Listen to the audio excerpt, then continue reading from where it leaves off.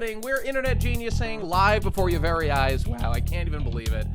Secret guest Craig on the episode. We love Craig. we kneel before Craig. Yeah, we're here to do another epic memery type episode, people. We've got people. We'll get into it in one sec. But let's just talk about who's here. We have Noni, as per usual. Welcome, Noni. Glad to have you, buddy. I still live. For now. And his immediate replacement on the show going forward to kicking him out permanently is Cybershell. Hello. I'm glad to be here on Gamer Zone Act 2. That's a little Sonic the Hedgehog reference to the way they would structure the acts. Don't even worry about it if you don't get it. Oh my god. Oh my god. Though, clap it. right? I clap it. I'm clap it. It does go to Good 3 enough? in the first game. In the rest of them, it's usually just 2. But that is true. That's Okay, actually all right. good observation, actually. You know what? I thought so. That's pretty. See, I'm a Sonic guy, guys. I know what's up. I get the lore. Which do you like better, 3 acts or 2 acts? Do you have a dog in that fight? I think I'm pretty much in favor of the 2-act scenario that they've moved forward with. Just because 3 acts, I mean, it can depend because it's a little different too. Because Sonic CD has quote unquote 3 acts, but the 3rd act is always really short. It's just the boss fight basically. Whereas Sonic 1, it is 3 full acts. 2 acts is usually normal now, and then in some of these like modern games, like Generations, it'll be like Act 1, you're doing the classic Sonic thing. Act 2, you're doing the modern Sonic thing. Whatever. We don't have to talk that much about Sonic. I'm happy to answer any questions about Sonic, since it is like, you know, imagine if you're like the Sonic guy on the podcast and be like, ask questions about Sonic. It ties into everything, man. He's like, it no, always shut comes up. back to it. I know, that is the thing, too. It is one of those things, too. I mentioned, you said like a random list of things we could talk about. One of the things I saw was like the Sonic fandom or whatever. And it is interesting how, like, fandom stuff. If you remember... Yeah, fandom in general we can talk about because that's a whole fucking can of worms. But like Sonic fandom specifically, internet fandom people, internet communities. That's what we're talking about a little today. All right, there's some theming, but okay, go for it. That's some theming, right? Yeah. Yeah, I wasn't sure if the whole thing, because we talked about like just talking about old internet stuff, like the old internet, the internet in general. That's kind of a broad subject. So like internet it sure communities and fandoms, I guess we sort of have a hyper fixation on here. But Sonic fandom, okay, it's just funny because like think about it, okay, it was like the poster child for like the cringy, annoying, embarrassing fandom in the late 2000s, early 2010s, rolling over. I'd say even quite recently, it still had that. Here's the, I mean, okay, obviously I'm not gonna pretend like, oh, now being a Sonic fan is so cool, and everyone thinks you're awesome, and you fuck tons of bitches if you're a Sonic fan. No. I'm just saying it was the annoying fandom. I mean, like everyone could agree on that. I'm sure people say that, and there are plenty of reasons why, but like. Is there so many other fandoms that have since I'm talking about like pre My Little Pony, pre like any other fandoms that have blossomed and taken the reins of like, oh, look at us, like Undertale Tumblr? fandom. I mean, tell me exactly. Hotel of this right kind now? of I mean, these types of fandoms. Homestuck, right? Yeah. Homestuck. That's a big one. Yes, that leading into Undertale and the many like Undertale alternate universe things. And then, okay, all of that. I guess we're skipping ahead a little bit. Yeah, all that blossoming towards like the modern era of like fandom culture, where like I don't even know how tapped in you are to this amazing digital circus crap or whatever, but it feels like I know a bit about it. Yeah, modern fandoms want to like crucify their creators or whatever. They sure do. Deservedly so. Deservedly so. The people yearn to kill their god and savior. It's funny. It's like they love it. God, I feel like I should just Google this or something. But like, there's the most. It was like Alex Hirsch or something. The most amazing tweet of all time or whatever. It's like people these days they treat fictional characters like they're real and real people like they're fictional characters. You know what I mean? Especially on social media. That's a good one. But yeah, it's tough. That's all I'm trying to say is like, thank God I don't even have it in me to like be a good creative type person. Because you imagine having to deal with like a whole fandom, like with all their eye pointing. Then you understand why Toby Fox just is not like on the internet publicly facing. You know what I mean? Dude, he was at ground zero of Homestuck. He knows what it's like. He knows what's gonna happen. He knows what's gonna happen. Yeah, he saw what happened. Game to developers going another way. They need their own like symbol, like you know the MGTOW one with like the arrow going their own way. That put Toby Fox on one. It's also just I feel like even if you're a normal person, like the idea of just not being on social media that much is probably healthy. But like you don't even have a choice really. Yeah. Can you even imagine like if it's like, do you understand Toby Fox like accidentally retweeted a fan art and like you know like a year ago and like it was like a seismic event in the community and he did like I think he had to like apologize in the newsletter. He's like, is guys, it canon? Does that make it canon? I know exactly. People are like, what is the implication of this? It's just a hint about the next chapter. This sort of thing. If you never say anything, well, you saw this with like Smash Bros. Speculation with Sakurai, where it was like he sits in front of like yellow and a purple chair. Like, there's a fucking hint about Skull Kid coming. Like people get psychosis about this shit.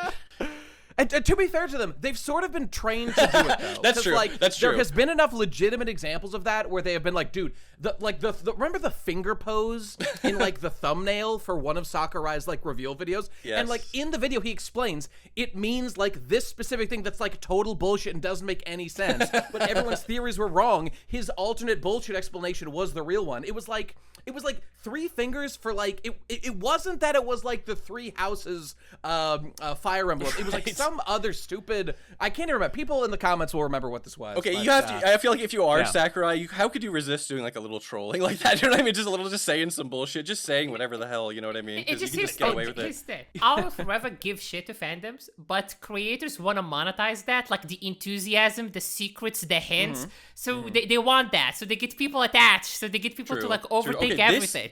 This is why a generation of Zoomers went insane over FNAF. Okay, I just thought FNAF was a funny meme game. I didn't understand there was all this fucking lore about it. You know what I mean? All these fucking like secrets and the mystery boxes. There was FNAF. There was a literal mystery box. It's like a chest with like 2 like keyholes. They like keys, and like this is such a significant thing. Oh, and then Zoom. It's like I don't know if it's a post-credit scene, but it's like a significant thing. And then they just never reveal what's in it. Ever. It never happens. Fucking Steven Universe. The Steven Universe, there was a box they never addressed. It was in like the secret location only Steven can go. It's ancient Rose lore, and they never actually explain what was in it. Yeah. Right. I vaguely remember that. I remember Steven Universe, and I remember when people were like, Pink Diamond is Rose Quartz, because look at them, they're both pink. And that's an insane theory. That's the worst theory of all time. There's no possible way. Way. Normal people are like, hold up a minute. Rose Quartz is an important character.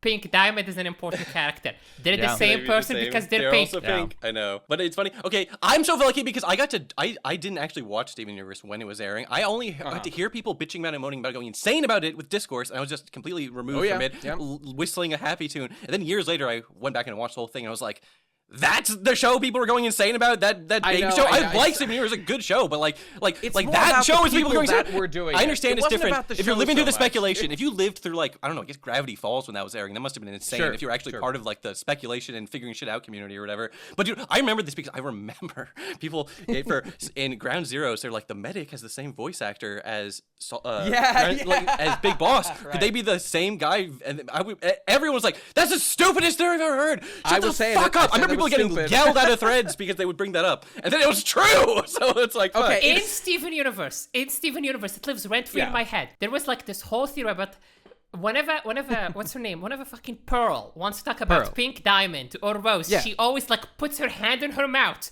and people are like, you see, it's because she was ordered by Pink Diamond to never speak about this big secret. And I'm like, this is the dumbest thing anybody has ever said. And then 5 years later, that just turns out to be it.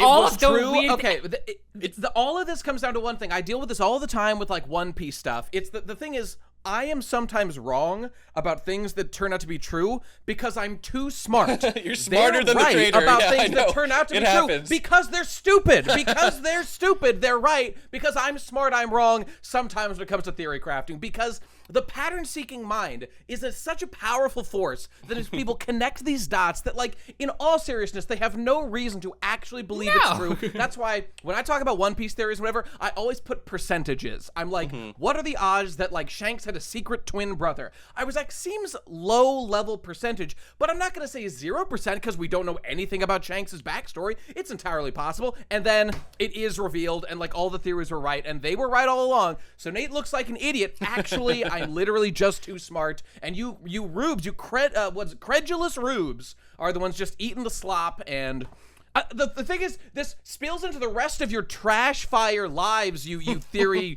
cramming idiots that just spend your day wallowing in the muck, living in the shit, applying this logic to other aspects of your life, where I, sitting on my throne like a god, like a philosopher king, here on the Internet Genius Show, the smartest show of all time, know that my brain power is better spent, splitting the atom, solving the 3-body problem, etc., whatever else we got to do on the show here. So I am ties so back into fandom, excited. though. Okay, this ties back into fandom because people think they're smarter than, or like, people. This is what I think that happened with Digital Circus, which I'm not really that keen into, which is that people, especially because when there's really long gaps between episodes, people write their own fan fiction in their head about what's supposed to happen. And then when the show just does anything else, they're like, this is fucking bad writing. This should have happened because of this or whatever. But it's funny because, okay, these shows, like Steven Universe, conditions you into this because they do lay out these beautiful little bread trail crumbs of like, you could figure out that... Garnet is the ruby sapphire fusion. There's like Right, tons of the little hints fusion, for that. yeah, So right. it's like there are things they want you to be theory crafting. Okay, I agree with you. It's not like oh, how dare, just shut off, turn your brain off and watch a show. No, it's good to be like thinking about the things that are happening in the world and stuff. It's just that I don't know.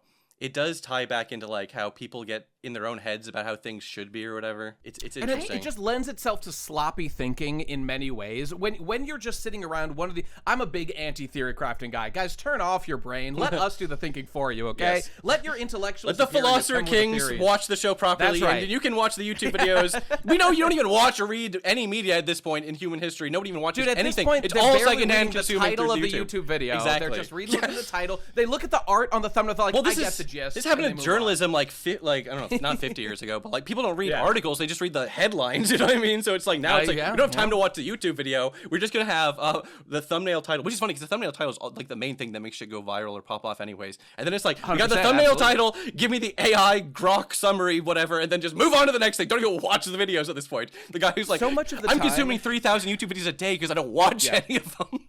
If you just read or watch the content of something, I find I don't know, there's like a percentage on this. It's not like totally binary, but like most of the time, whatever sensational claims are claimed in like a headline are usually far softer or more nuanced in the body if you just read the thing. Like it could be sort of like technically true, but it's, it's done this way for a reason. One, they know journalists don't human nature even is get a weak to thumbnail. They only get the headline. So they have to completely cram it full of clickbait. Yeah, that's It was clickbait before we could even click on it. It would be the click used to be the crinkle of the newspaper as you turned it open. God, I yearn for those days. I'm a what would you call it? Like I'm a modern anarcho-primitivist relative to like the 1950s.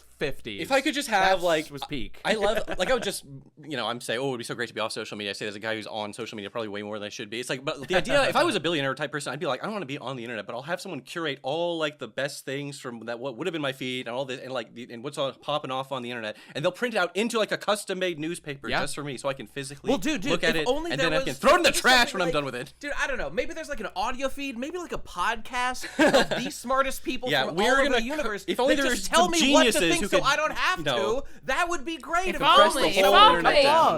Yeah. Having ingenious level discussions about the most important things in the universe, like the Steven Universe Sonic fandom. Yeah, right. So that's what we're here to do, folks.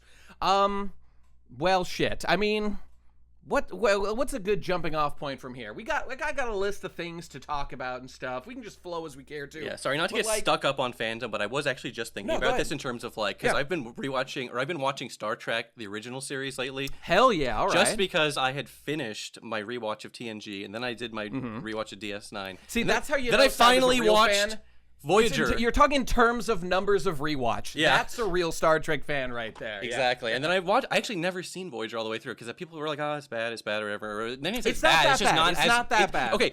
Want to be this guy. I'm not even trying to pretend like I'm fucking RLM over here, but compared to modern Trek, Voyager is fucking cinema. Infinitely superior. Infinitely superior. I went in with pretty low expectations. I really enjoyed my time with Voyager. Dude, they finished Voyager, did too, and Voyager was way better than I thought. I really enjoyed it. Okay, even shit like Neelix. Neelix is fucking annoying as shit in the first couple seasons. By the end of the show, I really had been endeared to him and stuff like. Dude, everybody grows on you, including Neelix, who is kind of annoying, but he's still not that bad. Have you seen? This is the big question. Have you seen Enterprise? No, I haven't. But I'm going to after this, just because it's going to be the only one I haven't seen, and I'm like, oh well, I can't. Okay, that's the thing. I lived in the wasteland of I had seen all like the old ones up to Voyager, and I was like, oh, Enterprise. Everybody says it sucks. And then like you dig into a little bit of new Trek, and you're like, oh my god, this is this is the worst thing I've ever experienced. And then you go back to Enterprise, and you're like, this is fucking Shakespeare. This is Dostoevsky. This is the greatest work. It's so good. It's just the best compliment I can give it. It's real Trek. It is real Trek, and season 2, whatever the Xindi arc is certified banger Kino. And, I'm ready to go in with an open recommended. mind. Again, like Voyager, I really same with you. For a long time, all you'd ever hear is people talk shit about it or whatever. And I'm sure it was so looks much different better or than I whatever thought. than like whatever. But the point is, literally the only thing I actually know about Enterprise really is that the finale. People don't like the finale because they tried to make it tie it into TNG. When it's I could talk about the finale for some time. Just give it its own That's, finale or some shit. It's kind of weird. But the point is, I'm completely do that. These The are the only other thing is I voyages. never fully seen the original. I've seen a lot of random episodes of the original series, but I never actually watched the original. So I was like, I'm just gonna watch the fucking original ass series, and then I'll watch Enterprise, and then Spock's plus I'm brain going back in chads, time. It's time to rise and claim your throne. It's Spock's brain bros. I have to admit, I have also seen certain ones of the movies. I don't know if I've seen all of them, but it's been interesting. Oh, obviously, when I watched TNG, obviously I watched all the movies. And good God, I mean, we don't need again. Not to become a discount RLM, but you can watch like the writing degrade. It's still fun because I love my TNG cast or whatever. And then we don't even need to get into New Trek or Picard or any of that shit. But like, they're just not real. They're not real Trek. They don't matter. It's easy to turn it right up. It was the whole point I even brought Star Trek out was because Trek fandom. That was like the fandom. Okay, that was like the original Comic-Con fandom. Like that, the germ. Even Mary Sue, that fucking term is a Star Trek thing. You know what I mean? Like, so it's just crazy. Really? Is that a I believe that's true. I can't believe it came from a Star Trek fan fiction. I could believe it. If I'm wrong, something like that. I'm pretty sure that's right. It's okay. The point is, it's just crazy to me because like that is also a thing that's been going on for so long at this point, and it's just like again, I wasn't even trying to make it about New Trek, but like just the way it's evolved over time, how it's changed I'm always over down to time. shit on New Trek, man. It is like but yeah. That's another thing too, which is like again not to make everything about. Well, I guess this is sort of a case that everyone is almost in agreement that old good, new bad is that we used to get. Do you understand? We used to have like 24 episode seasons of a show. Now, if a show gets 24 episodes over 3 years, that's considered like a good amount of episodes or whatever. You can't even count on shows to have a season every year anymore. Dude, again, it's all Mickle. It applies to more than video games. It's the Mickle curve. It's on the wall, guys. Just check it out. It's this idea that like they're pursuing technologically more advanced. It's like, you know, Final Fantasy, whatever. Let's just take Star Trek is actually a good example here. In the old days, it was treated like a stage play where there's like, I don't know, 7, 8 dudes. They're all the recurring cast. You bring in a couple bit players every episode. That's fine. And they just know their lines and they talk. And it's Star Trek originally was like, they say that it was low budget. It wasn't like literally low budget because like the sets cost a lot of money to make and stuff. Yeah. But like relatively speaking, it was a simple, straightforward operation. And it always had that like theater, on stage, acty play, not soap opera, but whatever, just people talking. That's like what's happening every episode. But now in like New Trek, it's like we need epic space battles where like crazy shit is happening. And this is again obviously a legacy of the movies, which were like, it was completely over the second they made that 2009 Star Trek. You can't even blame it all on the J.J. Abrams movies, but it's so clear that these shows are just them trying to like do that in a show form, which is so bizarre. And you know, the truly nuanced point, the truly big brain internet genius take, real internet geniuses know that actually that problem stems back to the original Star Trek movies themselves, which also were being overly dramatic because they're, you know, it's a theater, you want to get people in, but it just already wasn't even real Trek once you started making movies. There's a whole saga there. Movies. You can say the first movie, which everyone calls the most boringest one because it's the most like Star Trek, where it's just like a bunch of talking and stuff. But then they get interesting. But they accidentally fucked up by making Wrath of Khan the big dramatic one. But like they made it good. They made it so people actually liked it. So they kept trying to like recapture that, but they never could do it. And then they were trying to recapture Wrath of Khan with like Jean-Luc Picard, and it's like, this is so not it, guys. Like this is not the vibe. He's not that guy. He could never be that guy. But it's fine. It's just not his character. But I mean, that's what I was trying to think. Was we got like hundreds of episodes. If you look at like, you could combine the episode totals of TNG plus DS9 plus Voyager. Like that's so much real Trek that it doesn't really bother me that there's like new Trek or whatever. Like by the time you're done rewatching all 3 of those shows, then I was like, I'm gonna include Enterprise on that because I need to watch that for the first time, and then I'll. You absolutely should. TOS is its own wonderful thing. Like, I agree with you where it's like, the lighting is actually one of the things that surprised me. I was like, it's a beautiful show to look at. It's probably because, like, color was, like, new on TV. They wanted to, like, actually, like, whoa, use color in an interesting way. It's another thing about modern movies.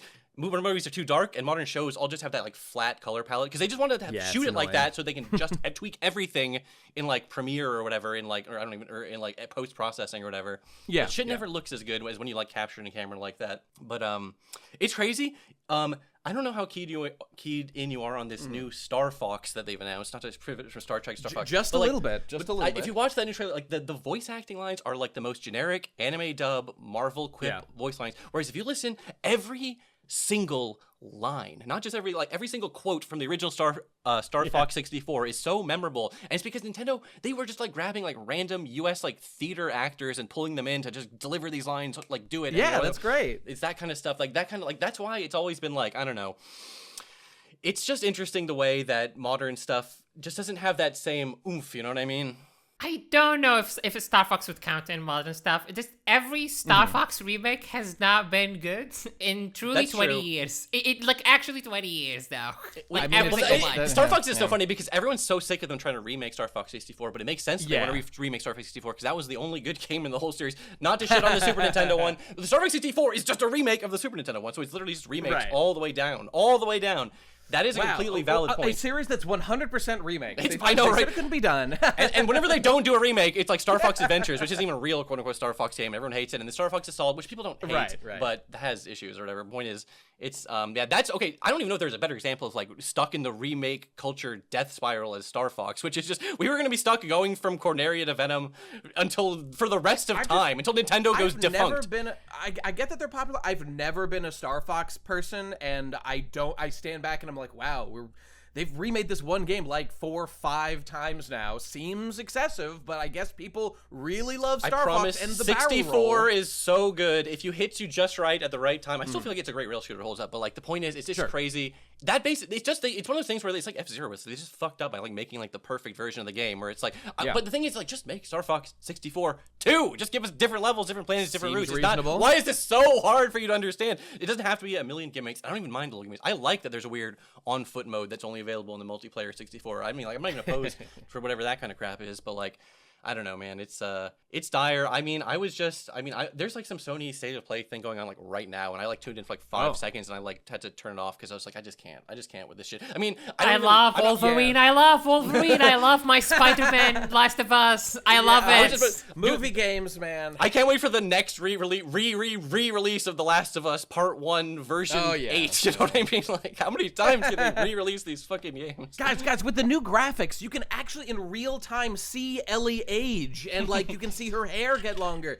This is a good use of our time and energy, guys. It's funny, they finally did the true ultimate remake, the version they always wanted, which was just the television series. Oh yeah, you're right. Let's just cut out the middleman of this stupid gameplay. It was too much. It was so annoying watching the player have to like, he was we have to do all these timings, making these moments happen at the right moment. We can just control the flow of everything on a TV show. In fact, we can just cut away to these 2 unrelated characters for a whole episode, and it's like you couldn't do that in a game. Gamers go insane. Where's the gameplay? Was it necessary to cast a girl with Down syndrome as Ellie? I would say not, but I guess that was Druckmann's vision all along. So here we are with finally the perfected vision. I've not actually watched the show, but they're doing part 2, right? It hasn't happened yet. No, they did. It already happened, I think. No, it happened. It did happen. Okay, right. Okay, so the show's over. Last of Us is, or are they doing it 2 seasons, part 2 or whatever? I think it's over. I think it's just literally over. You think it's just over? I thought there was more coming because did they actually? I thought they were like doing the thing where it's like Abby and stuff or whatever. That's what I mean. Right? I thought there, of course, because there's only 2 games. There's like, of course, they're gonna break the second game into 2 seasons at least. Of course, they're going to do that. Last of Us show coming. Come on, Google. Yes, 2027. Okay, all right. It'll be the rest of the second game. That's what I thought too. Where it's like, of course, I can't even blame them for that. That's just, of course, you're gonna do that if you're gonna make a Last of Us TV show. I can report. By the way, people did hate. People did indeed, dude. It was not the gamers raging. It was not them being fucking idiotic and stupid. People, guess what, guys? They did like season 1 and did not like season 2. They just were like, this is obviously worse. Oh, Christ! It's not looking good. It's so funny to have to like relive the whole gamer controversy again, but just from the normies watching the TV show version. Like, okay, I have to hear this is worse. Shit this again. Is so this is great. Isn't that's just true to life? We're always people that were on internet forums. You're on 4chan. You're on something awful. You were having the arguments 10 years ahead of everybody else was going to get to it when it finally trickled down to the mainstream. Trickle-down economics is real, but it's for internet controversy. I was just talking to Bernie and Amp Lemon about this. The human centipede of like mimetic culture or whatever. And you get really numb to like seeing it like regurgitated to the point like when you see some shit on like 4chan that get regurgitated on like Facebook, regurgitated onto like like a mainstream like news like local news anchor is referencing it. It's like the life cycle of a meme or whatever. We were also talking about like in the day. You understand memes used to. It's not even saying they were better. It's just that like they used to like have some kind of cultural permanence or whatever, like, and it could just be anything, like the fucking. We had a guy going Numa in a chair, and that was enough to be so significant that it was like referenced for years. Like it was on that episode of South Park or whatever. There's a Fortnite emote for the Numa guy, but it's like, what even? How does this shit even? I mean, shit goes viral. There's still memes, okay? There's fucking 6, 7. I know that there's still memes. The life cycle is so fast. Is that what you're going to say, Noni? Because that's the issue. I think the life cycle. the life cycle is so fast because of the amount of just exposure. There is so much content we have access to YouTubers from across the entire fucking planet. We have memes from every fucking country showing up. You know what I mean? It is just so much. We've got Noni piping in from the center of the earth right now in his home country, and yet he's still able to talk to us. It's crazy. Yep. We've got Craig. We've got actual best member of the cast, Craig, piping in from the literal internet, carrying the show on his back like Atlas himself. Thank you, Craig. We're so happy to have you We're here. a cross-species podcast. We've got bots recording it. He's a member. He's like we've got whatever Noni is. It's like when you have a guy in the band whose whole job is to ring the cowbell or whatever. He's like, he's part of the fucking band, okay? Oh, you know that one guy in, I don't know what he's in, like Fallout. It's not Fallout. It's like Green Day or something. The guy who's just there. It's like a ska band. He just is the hype man that dances around. Dude, that needs to be I need to get in a band. That's my job. Just gonna jump around on stage all crazy style. It's like, yeah, that would be awesome, dude. That's a great. That's a fucking great job. He seems. They like. It's been like 20 years and they have not cut this guy. He's apparently vital to the operation. They do not want to lose him. He's like, you know what? In Metalocalypse. Well, they need in Metalocalypse they need a Toki and Murderface, not because the band like needs them to be good. They're actually much better without them, like technically, but because those two lower their emotional high, they bring them down and remind them how miserable life is and how much everything sucks. At least Murderface for sure. Toki, I don't know, he's the whimsy of the group or whatever. So they need that emotional balance to make the perfect black metal that rules the world or saves the world or whatever it is in Metalocalypse. So that's what that guy does. He balances the scales. And so, I mean, we're talking about, this distinction, actually, between what people are talking about on the internet and then trickles into real life, is sort of like an internet niche community kind of point, tying sort of into our very general theme that we're talking about here. And, like, yeah, I guess I've just cut ahead to, like, a point that I love so deeply, which is that, like, this is actually extremely, some people have the attitude that it's like actually bad, that there are sort of like walls and stratified structures and like niche communities and like secret clubs or even just public clubs that some people are in and some people are out. And this kind of ties into like, separation of people and gatekeeping. And the internet geniuses are just extremely pro gatekeeping. This is not only inevitable as part of human life, you can just see in real time how useful and good it actually is in terms of like, let's say you're just like a 4chan person and then somebody comes on and posts, like, hey guys, what's the forum for? Like, what am I doing? You're on like r/requests or something and you make a stupid ass request, or rather you're on another board and you make a request. You're supposed to do that on the R board requests. So, you're just fucking up the board with your lack of ability and everyone tells you to kill yourself and to fuck off. That's appropriate and good. And I am very much in favor of all kinds of like, I don't know, these kind of like low-level hazing rituals that are meant to beat back unwelcome behavior and shape what the environment itself, is giving birth to. Used to happen naturally. We used to have websites, you understand? So it was like if you had a special interest, you would go find and join the specialty forum, and then you would either like adapt to the culture there, or you would just be cast out or whatever. That's you know the what thing. I mean? And they were willing to cast you out. Say? We went over last episode. John Adams said there are two kinds of people in this world of value: those with commitment and those who demand commitment of others. Based alert! Based alert! John Adams does it again, folks. Okay, I'm sorry. Go ahead. Just make the point. I do like when places like 4chan and even something awful to some degree, but this was more for a paywall thing, but like they will have like random word filters or whatever, which like really confuse new posters or whatever. So it really encourages you to just sort of chill and lurk for a while, understand the culture of a place before diving in and posting. Again, this kind of like netiquette, this basic common sense net etiquette doesn't even exist anymore. People just are used to everything being a massive like pissing in the ocean. Everybody's mom is on Twitter saying, we don't have like 5 sites now. Everyone's on Twitter. Everyone's on. I guess people still use Tumblr, right? But everyone's on these massive social media sites. Or Facebook, people are on Facebook I mean? still. That's what I mean. People aren't like. People don't. The idea of that you can have like a small. The other end of the spectrum is everyone else. If you want a small gate community, it's going to be a secret little Discord or whatever, which is just going to get wiped off the face of the earth one day and with zero archival. So it might as well have not even existed. You know what I mean? Well, it depends. Like, some things are meant to come and go on this earth, and all fades as dust in the morning sun. So I don't even necessarily think that's always such a bad thing, that not everything is archived. That is you're fine. Right. But it's like, it's just that, it is just kind of interesting, though. It's just like, I don't know. there's certainly nothing wrong with having a nice private forum or whatever, or Discord or whatever, but it is just like, I don't know, the idea, like, there's so many times I've been like interested in something, but it's like the only way you can learn more is you have to join the Discord to talk to the people. I was like, I don't want to do that, man. Fuck that. I mean, I'm just gonna not know about this. Nobody wants to join a Discord. Right? That's a little sus. I just want to be able to look at a website, for God's sake. But I understand. But I totally get where you're coming from, though. You are right. But not everything opposite of this, though. This is true on Facebook, though. Yeah, everything you've ever said is like for the last 20 years. It's just permanently on your fucking wall. Yeah, I'm not a big fan. we gotta do something about that. I don't know what it is, but it's just so there are walls, there are obstacles. I agree. It's not like 100% good like all the time. That like.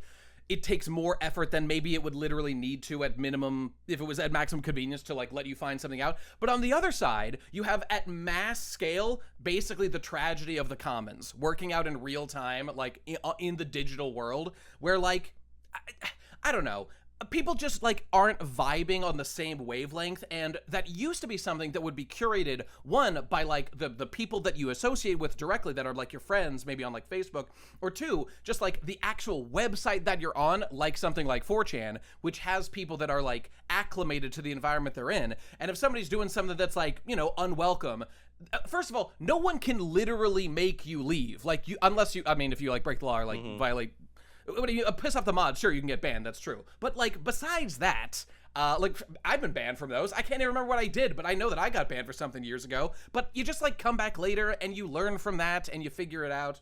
You know, bans are like a normal, healthy part of the process of life. As we put a toe too far over the line, it gets cut off, you regrow it, and you move on, you figure shit out. Life is a balancing act, truly. You know, Aristotle knew what was up. It's all about the golden mean of life. You don't want things to be too gatekeepy where nobody can ever find something. You want to let the young men of our world be able to explore and find these things that they feel passionate about, but you don't want to make it so brain dead that any brain dead retard can just stumble their ass into the like nice, like the walled garden that you're trying to construct, whatever that, you know, that metaphor might pertain to in this case.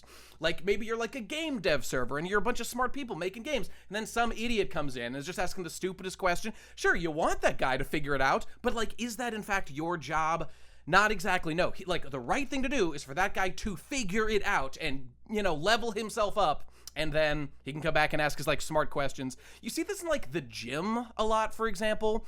There's nothing wrong with a guy going to the gym and wanting to like get in good shape and stuff. But if this guy comes in and is like, you know, there are the guys that are there that come all the time, they don't want to like waste time and like talk to people and fuck around. The serious people are serious and they do what they do and then they leave and they don't really talk to a lot of people. Excuse me. And it's all good. It's all good. Then there's old people at the gym that are here to socialize. Like, okay, they're playing a different game and that's okay. You know, you got to be nice to old people that are, you know, doing their own thing.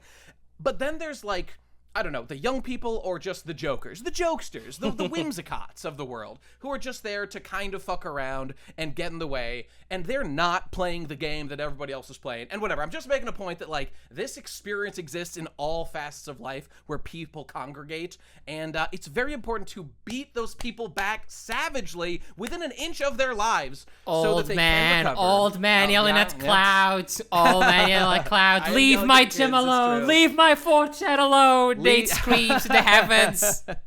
Hey, rules are okay. Standards are okay. It's just nothing wrong with having standards applied even to like groups of people. One day I'll make a series called The Gatekeeper. I think it's a numbers game, though. I agree with you about the gatekeeping in general, because you have to, otherwise, if you just let a million people come in, it can change the culture. I will say the reverse, everything has a reverse flip side of the coin. The reverse flip side of the coin is when people think of gatekeeping, this is what they think of. They think of going into like a normal subreddit, making a completely innocent, reasonable post or reasonable request, and then instantly getting banned by a mod who's like, you didn't read rule number 8, and now you're permanently banned from this or whatever. You're right. I agree with you. Again, I'm on your side. I'm pro gatekeeping. Not like keep everyone out at all costs forever. Just like you have to, you know, I just want people to sort of, you know, appreciate websites and forum and communities while they exist, and not just like, you know, just be like, oh, whatever, it's fine. Everything will just smooth out. Big. It is too big. It's true. I think it is unreasonable to expect to have the same level of intimacy and knowledge and etiquette, especially etiquette. When, like, I don't know, the Digital Circus fandom, and you click on an episode, how many people did watch this fucking episode? 200 million. And be like, well, buddy, do you expect these 200 million people to even remotely be on the same wavelength about what they liked about this fictional show? It like depends, again, the context that you're in. When we're talking about like a show's fandom, for example, like of course there's no mechanism to like make those people change behavior. They're just gonna like talk on, where do people talk? Twitter or Tumblr, or I mean, no one's on Blue Sky, but Blue Sky for the 5 people that are on there or whatever, so these are they're just like talking about stuff, and that's fine. But I'm talking more like when you have something that's like you're in a place, like really every little 4chan thread, for example, is kind of like a mission-oriented thread designed to be like, we're talking about like this subject, and obviously it's 4chan, it's crazy, and people talk about whatever the fuck they want, but like there is sort of etiquette. If you're like, this is my thread about Metal Gear Rising Revengeance and how I really like how the final soundtrack, or the final song that plays when you're fighting Senator Armstrong does this, and this. Let's have a talk about the music in the game or whatever. And then someone's like, guys, I just jacked off to Tifa Lockhart. Check it out. And begins posting pictures of Tifa Lockhart. It's like, well, it's a pretty average 4chan thread, to be honest. I mean, you're not wrong. You're not wrong. I think I'm looking at that thread right now. Yeah, guys, this is I'm actually posting in that thread right now. That's me. Please, mods, don't ban my account. There's always gonna be that give and take of like the guys who want to be like, let's write an essay about why the themes of this game appeal to me, versus like the people like, just post the most brain rot meme, Coomer, whatever. Like, there's, again, that's when these people have to be able to coexist in the same type of area or whatever. You know what I mean? So it's like, and a place like a lot of places that couldn't really fly, I guess on like 4chan, that's part of the culture or whatever. You know what I mean? Mm-hmm. But for a lot of like, I mean, there's no like incentive to be polite or nice or anything to each other on a place like, you know, or like, well, really anywhere on the internet, but like in these like smaller communities, there used to be like people would see you around, like, you're anonymous on 4chan because you're anonymous. You're anonymous on Twitter just because there's so many fucking people. They're like, it doesn't matter who you are. Like, you are anonymous just because like you are a nobody. Basically, like, even if you have to, the alternative is that you're a fucking, you know, like e-celeb, and people are gonna like hound you down for every stupid thing you ever Your world said. famous e-celeb cyber show with luckily, you know, everyone's favorite takes on everything. I feel like I'm like I can say stupid shit and nobody gives a fuck, you know what I mean? But I mean, like, I feel like, okay, imagine that comes from cultivating that audience. That's true. That's true. You have to. This is the true thing. You have to. This is why guys who come from the like people who don't have to deal with this problem are guys like the people who came from like Newgrounds or whatever, you know what I mean, that have always had that little bit of an edge to them or whatever. They know they're not gonna have like an audience like if they were upset, like they're not afraid of upsetting their audience in that way or whatever, you know what I mean? Yeah, they're sort of immune to the whole trolls remorse thing. You know, it's interesting. That's really something that, like, I mean, hey, not to get on the guy's case or anything, but like you look at a guy like Aaron Hansen versus like Oni or whatever, or just any of like the edgy animator people, and like Aaron went the like, okay, you know, I feel bad about like the edgy jokes I made, I think I'm gonna not do that. The other guys don't spend a moment thinking about it, and it like never comes up, and really nobody, like, occasionally you'll see some people like being like, you know, this guy's like racist or whatever, and then I would say the majority of the audience is like, based, or it's more like, we don't care. And anyway, I was like 20 years ago, and used to have I never didn't like Aaron Hansen because he's fucking egoraptor. He made those funny cartoons, you know what I mean? Yeah. And it's like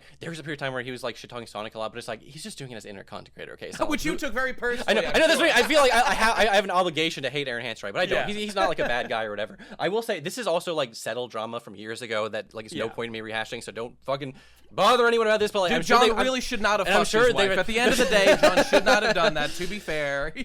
Senor Palo made a little animation making fun of like some story time YouTubers or something. Oh, or whatever the fuck it was. Yeah. And Holy had to shit, come out and scold everyone and be like, shit. actually, this is not funny for this reason and this reason and this reason. And that was just like, bro. Yeah. That felt like that was when you could see like the troller's remorse or whatever. The thing about that is the reason why is because, like, a guy like me, I watched Aaron Hansen for like a million years, loved egoraptor on Newgrounds and all that good stuff. And when you see a guy like that who has, I don't know, an edgy past to some degree or whatever, it begins to make these kind of, you know, tone policey type comments. It's like, man, like, first of all, who cares? Like, even if what you said was true, who cares? Second of all, like, you seem really hypocritical to be like criticizing other people for being sensitive about this, which is why I think it's just I'm not gonna say that you can't change your views on life and want to become more of a sensitive young man and, you know, be nice to everybody and make sure that you're kind of got a squeaky clean image and all that stuff, but you are constantly going to get that thrown in your face forever if you were like he was like famous for edgy jokes and stuff. So like there's no really escaping that. And again, I will not say that like therefore you shouldn't, maybe egoraptor would frame it as like try to be a better person. Hey man, if you want to be a better person, that's cool. But like again, in that example, everybody thought, wow, this is like really overly sensitive about, I can't even remember what the joke was there. I just remember like the general feeling that existed behind it. Right. I don't know, man. You got to choose your lane, sort of. The context was Sir Pielo. Dude, I was in fucking middle school. Senor? Yeah, middle school, wow. You remember this, though. You remember this, Noni, right? You know what I'm talking about. Yes, I literally know the exact video. I was in middle school. I watched that video and like, this shit is funny. It's such a funny video, by the way. It is such a funny video. There's no way you can watch that video and be like, this is mean-spirited. It is like the most ridiculous or something. No. Here's the full thing. He made a video of making just being like, man, all these, animation storyteller YouTubers, Jaden Animation, the Odds Went Out, all those fucking guys, like, they're all the same. Look at all these copycats. Yes, and it's like a real fucking insane video. And he gets, like, murdered and, like, just crazy funny cartoons. Okay. He's like a Newgrounds dude. And then Aaron Hansen stepped on the Twitter, stood up and was like, guys, that dude's being a dick. Yeah. I never spoke of it. I never spoke out about it. But when I was making these animations, it really fucking hurts when somebody's like, damn, dude, you're just copying somebody else. Stop being a pussy, Aaron. Oh my God. Nut up, bro. This is not that serious. See, that's the problem right there. The oversensitivity about a guy making edgy jokes. It's just nobody is... You can have this feeling... I'm trying to be nice because this is me trying to be nice right now. These are not insane feelings to have, especially if you're like, now I'm kind of more sensitive to the stuff than I used to be. But, oh my God, who gives a fuck? Just like let the guy make a joke and then like don't be weird about it. Right. Be chill about it, as a matter of fact, and then everyone can move on with their life. Did anything this guy say cross the line? Obviously not. Okay, anyway, like this is nothing to get worked up about now. Right. It's such an example of silliness. I agree with you because I have empathy. Because I know Aaron he's literally like in his heart is coming from a place of like wanting to be a good person, wanting to be nice or whatever. And like even to Palo, he's probably just being like, I just don't want you to say anything that you're gonna regret later. But I totally agree with you. Whatever. And the point is, I have to reiterate, this is literally like years old drama that I'm sure nobody guys care about anymore. But I feel like it was just a good example, okay, of this of this sort of mentality, how it like manifests years and years after the fact. That being said, if I encounter Aaron Hansen in real life, I will suck his dick. I will suck his dick to that guy. I will be reduced to powder. Yeah. I will kneel and squeal and cry. No, I will say I really liked Metal Gear Awesome. That was really funny. No, Aaron is a good. I literally that's what I mean. I was just trying to reiterate. This is not even just me trying to hedge my bets to be like, don't want it to get yelled at by the Aaron Hansen fans. I mean, I do generally don't have anything against the guy. It's just funny. It's just funny. Yell at me. I mean, yell there's at me a lot instead. of. I can take I it. specifically, I just want you to understand. I saw this a lot coming from something awful because back in the day, people were psychopaths on the internet. Okay, people were doing anything. People were saying anything and doing anything, and it's just kind of interesting seeing, it used to be like a thing of the week. We would just pick like a random website, like some fucking idiot old lady's guest book. Like everyone go laugh at this dumb bitch and her stupid website or whatever. You know what I mean? Like people did like this. Yeah. Okay, this is what I mean. It used to be like, I try to explain this. You used to like go into your house and there was a room called the computer room and you treated it with like reverence and you would go on the internet and then when you were done, you would step away and then you'd be existing in the real world. It wasn't like today where it feels like there's just the internet just hovering over everyone in real life at all times. Like, everyone has their phone in their pocket. You're so right. That's why, so on this whole kind of discussion of like, we're kind of obviously circling around the fact that like everyone has internet access all the time, 24/7 now due to the invention, really of like the iPhone, but just like all the smartphones we have now. That's why it's like, I am not, obviously, I don't think everyone's making like the best choices they could. It's good to like put your phone down and touch grass and like walk away. Like, I mean, I do that like a little bit, but definitely not as much as I'm sure the doctor would recommend or whatever. But that's why I don't even really blame mankind for its like behaviors of doing this. It's really the technology that we invented without knowing what the consequences were gonna be. And that's kind of a pattern of behavior for mankind. The internet is crazy. The internet is crazy. It's not evolving fast enough to like be counterbalance the dopamine hit of like TikTok scrolling. You know what I mean? Exactly. Infinite scroll, infinite feed of short form content. It just like stunlocked an entire generation. So raise your hoof, fellow bronies, if you can relate to this, that you're just like getting stunlocked by watching one short video and then it just plays the next one.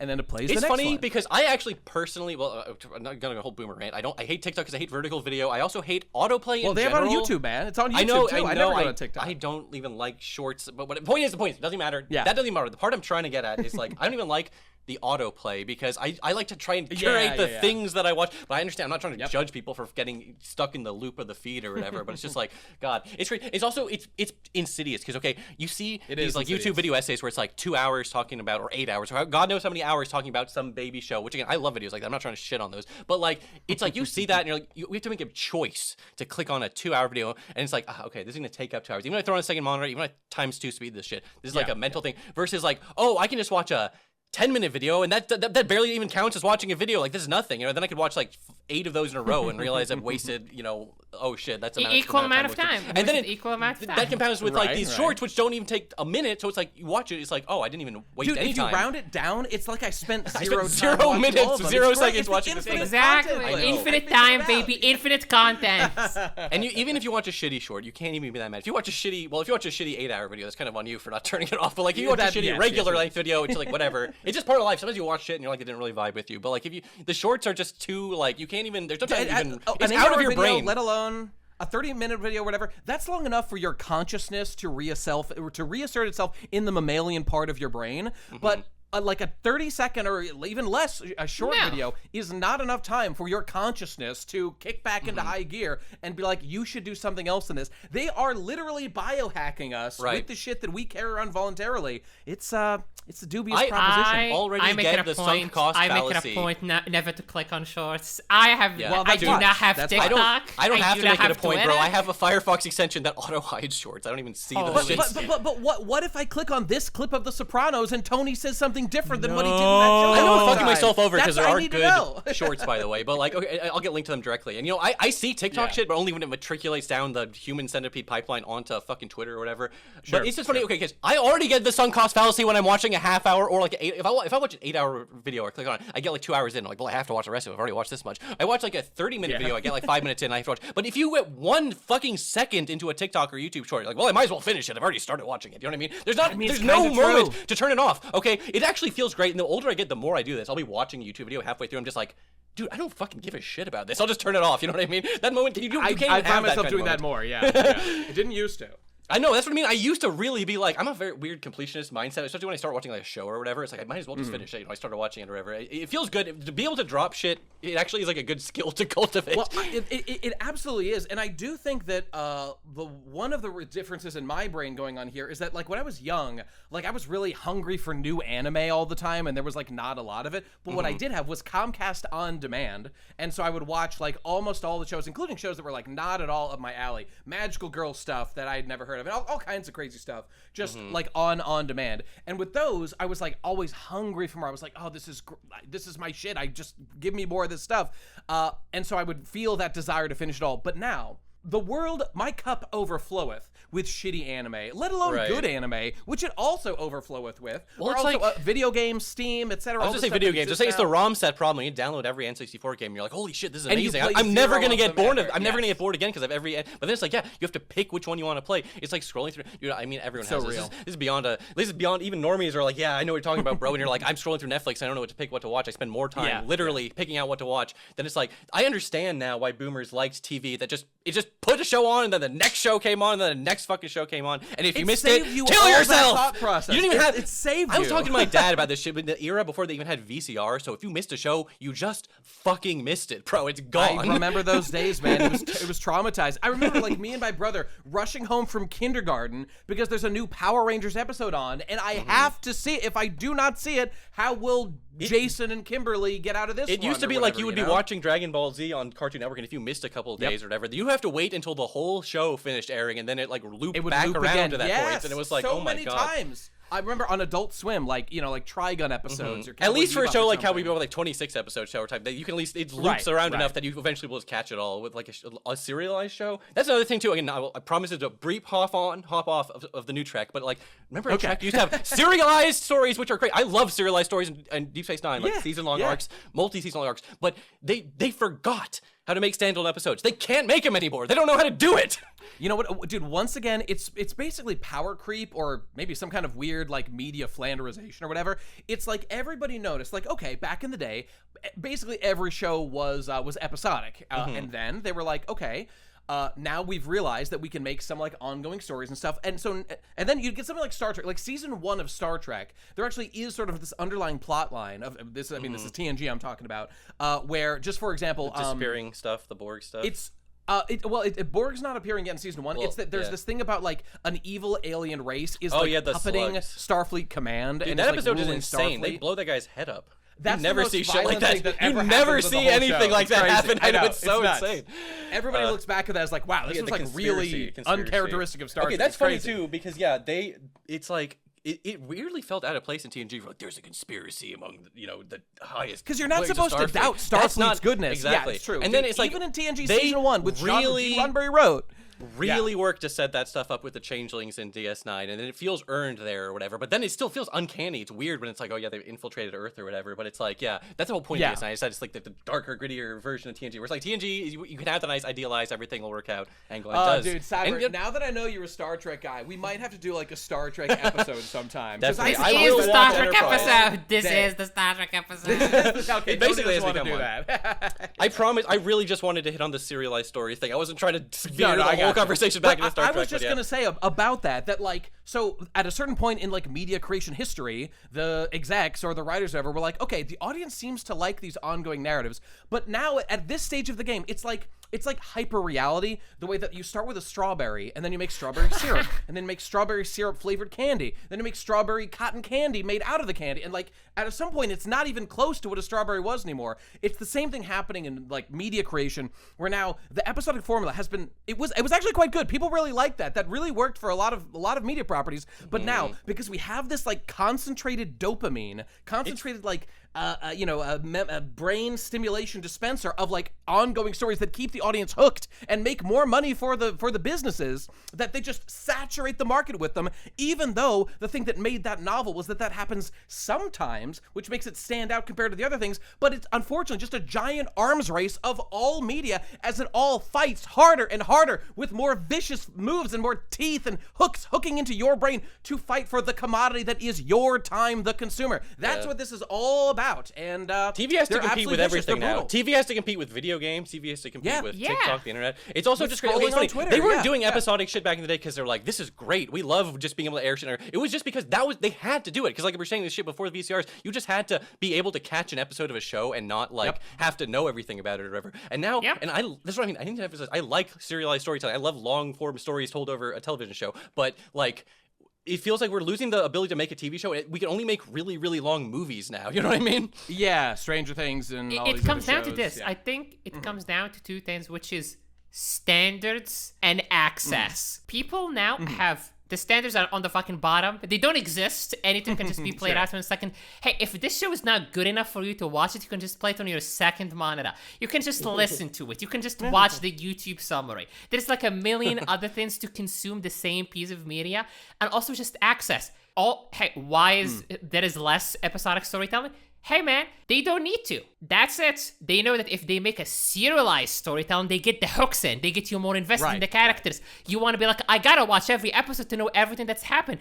And here's the thing. Everything is accessed through your funny app on your phone. You can watch them whenever you want, however you want. You don't even need to go to the cinemas to catch movies anymore. Cut to David Lynch being like, you think you watched a movie on your fucking phone? Yeah, literally yes. I mean, I'm a big fan of Stranger Things. I have to point this out. I watched the last season. Every single fucking episode was like 2 hours. And I was like, holy shit, I couldn't guys. believe that. I've not seen this, but I saw the run times. And I was just like, I was like joking earlier when I was like, they can only make movies. But it's like, they literally can only do that. Which is I was insane. like, what is happening?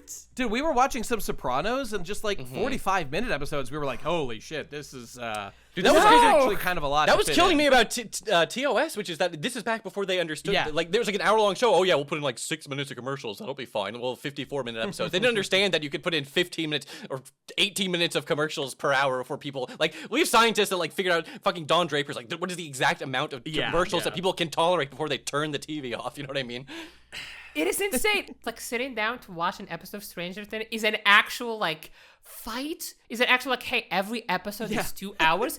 And this episode has, like, so much, like, They repeat the same dialogue. They try to do memes. It's like they're rolling That's a slot exhausting, machine dude. for That's like clip exhausting. farming. People were saying that fucking season was basically written by ChatGPT, and I don't even know how true that it was. Okay, just up the length thing. This is almost a separate subject entirely, but like I love Arrested Development. The first 3 seasons of that show are amazing. But those are 22-minute episodes. Again, 22 minutes because I figured they could fit in 8 minutes of ads per hour. And then when they got on Netflix, they announced, "Oh, we can have the episodes be as long as you want. We'll have some 24-minute episodes. We'll have some 31-minute episodes." And my first thought was, "This is great. This is perfect. They can just do whatever they want." But then I realized, again, I'm weird about. I'm a little bit of a season 4 defender in some ways. But like the point is, it just doesn't feel as tight because they used to have to cut. They used to trim it. It had to fit in that 22 minutes. So it was only the cream of the crop. You know what I mean? It was paced beautifully, and the pacing, it affects the pacing. Humans need to be restrained by systems so that they don't run wild. And by the way, dude, I'm like a terrible editor of things in that I just include more and more shit all the time. I was about to. Comparison to a YouTube, speak to it. Comparison to a YouTube video. Let me put it to you this way: if I wasn't like, "Hey Nate, this podcast, this is enough. This is enough." The first episode of Internet Genius won't be out yet. If the first 2 episodes were both like 4 hours long, and like we had lots of discussions about how like simplify things and not get carried away. So yeah, it's and that's my point. Humans have this, and they gotta be fucking limited in some way, and so. That's the thing. It's the paradox of freedom. Everybody thinks that like maximal freedom equals maximal good in every aspect of life. That's like actually not true in many ways. It's actually, it really fucks people up to have too many choices. It's just the whole thing of analysis paralysis that everybody understands. That applies to like so many aspects of life. So it just, it just removes filters. It just removes Hey, I'm gonna be just so direct about this. Stranger Things, the last season, it just did not have a fucking editor. Nobody sat there and be like, "Hey, did we need this scene?" No, cut it. Nobody was there to do that, I guess. This is why we need to bring back like the cigar-filled room with like the corporate executive that's like, we got to fill up this amount of time for the investors. See, it sounds bad. It's actually good. That's, by the way, that's me. That's the goal I want to have in my personal life. The more I think about it, the more I'm like, hold up a minute. A movie needed to be like an hour and a half or 2 hours because that's literally because the cinemas would close. The cinemas would need to play the next movie. You had to make your movies in this so much bracket. Film fits on the reel. The reels would get literally yes. You can only people are only like it's like you can only really like how long can you make a movie? I mean they've already pushed this with like 3.5 hour movies. Like you have to make a movie people can get through without having to get up and take a piss. You know what I mean? I mean it's one thing at home when you can pause it, but whatever. But like it is interesting that it's like we've just been sort of like that's just like what's normal. You know what I mean? It is weird to think like there can be movies can be they don't have to always be like 90 minutes to like of course 2.5 hours. But I mean, there's short films obviously and shit, but like I don't know, it's interesting. We get in these like little systems and habits. Again, the way we are with like television. We have the half hour, the full hour shows or whatever.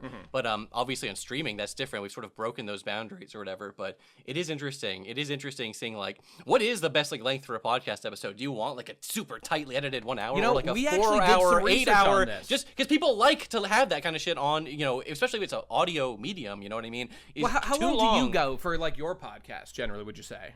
It depends on the episode. We've had some fucking short ones. We had like 45 minutes depending on the episode. An hour and a half is what I like to consider like because we like to sort of. I agree with you. We specifically we like cover a specific topic, so we like to sort of cover it. We've had episodes go as long as like 2.5 hours. Again, I don't think there's anything. I feel like it's one thing for a video, especially a video that's like you actually need to like watch this video. Like I put a lot of editing into it to be really long or whatever. But for a podcast, plus it's also you want to rack up those watch hours / listen hours, I guess, on YouTube or whatever. Because it's not all about views, baby. It's also about the time you make people waste on your content. Watch time. Exactly. I'm so sorry. I'm so sorry for all the audience complaining about it. We're about to do it. Let's time to talk about video games, okay? It's time to bring back to video games. True. I think it's a detriment. I think it's a detriment that computer chips have gotten so fucking powerful. I think that's a detriment that people are now going to be like, yeah, every game can be 600 fucking gigabytes. Yeah, we can just put 8K games are textures. so bloated. Something's lost there. I remember the first time I installed a game that was like 20, 30 gigabytes. I was like, what the fuck? I know. And now it's like, now if a game is under 100 gigs, I'm like, thank God. It's crazy. I think I downloaded like, I don't know, like Final Fantasy 16 the other day, and it was like 150 gigabytes. Yep. And I was like, wow, okay, sitting on my hard drive. I've got I love being able to have 2 games installed on my SSD at any given moment. Yeah. Literally, yes. Man. I have Jesus. not played Final Fantasy 16 yet, just because I'm like, I don't want to fill up 150 gigabytes. No. I would say this is a place where this is finally where consoles are starting to make sense, but you still have to install games onto your consoles these days. Yeah, so it's yeah, like it's you the still same have to model. worry about your fucking hard drive size with a fucking console. Then you can't even get a nice Unfortunately, cheap external. That reality isn't really doing much to stop them from like running away with the file sizes. And like, everyone knows the famous story about Iwata, who like made it so that on Pokemon Gold and Silver they could like fit all of Kanto in addition to Johto. They And, like, respected whoa, that's so file awesome. size restrictions back then because they were afraid of them. Now it's like they don't even Yeah. give a fuck. Okay, it's one 'cause thing. It's not it's a real one limit. thing. It doesn't matter. It's true. You People can just buy will just another put up hard with drive. it. People will just put up with it. It's one thing. I mean, Yeah. I'm not even a tech guy, so it's not even like how dare they not those nerds not do their job properly. It's like one thing.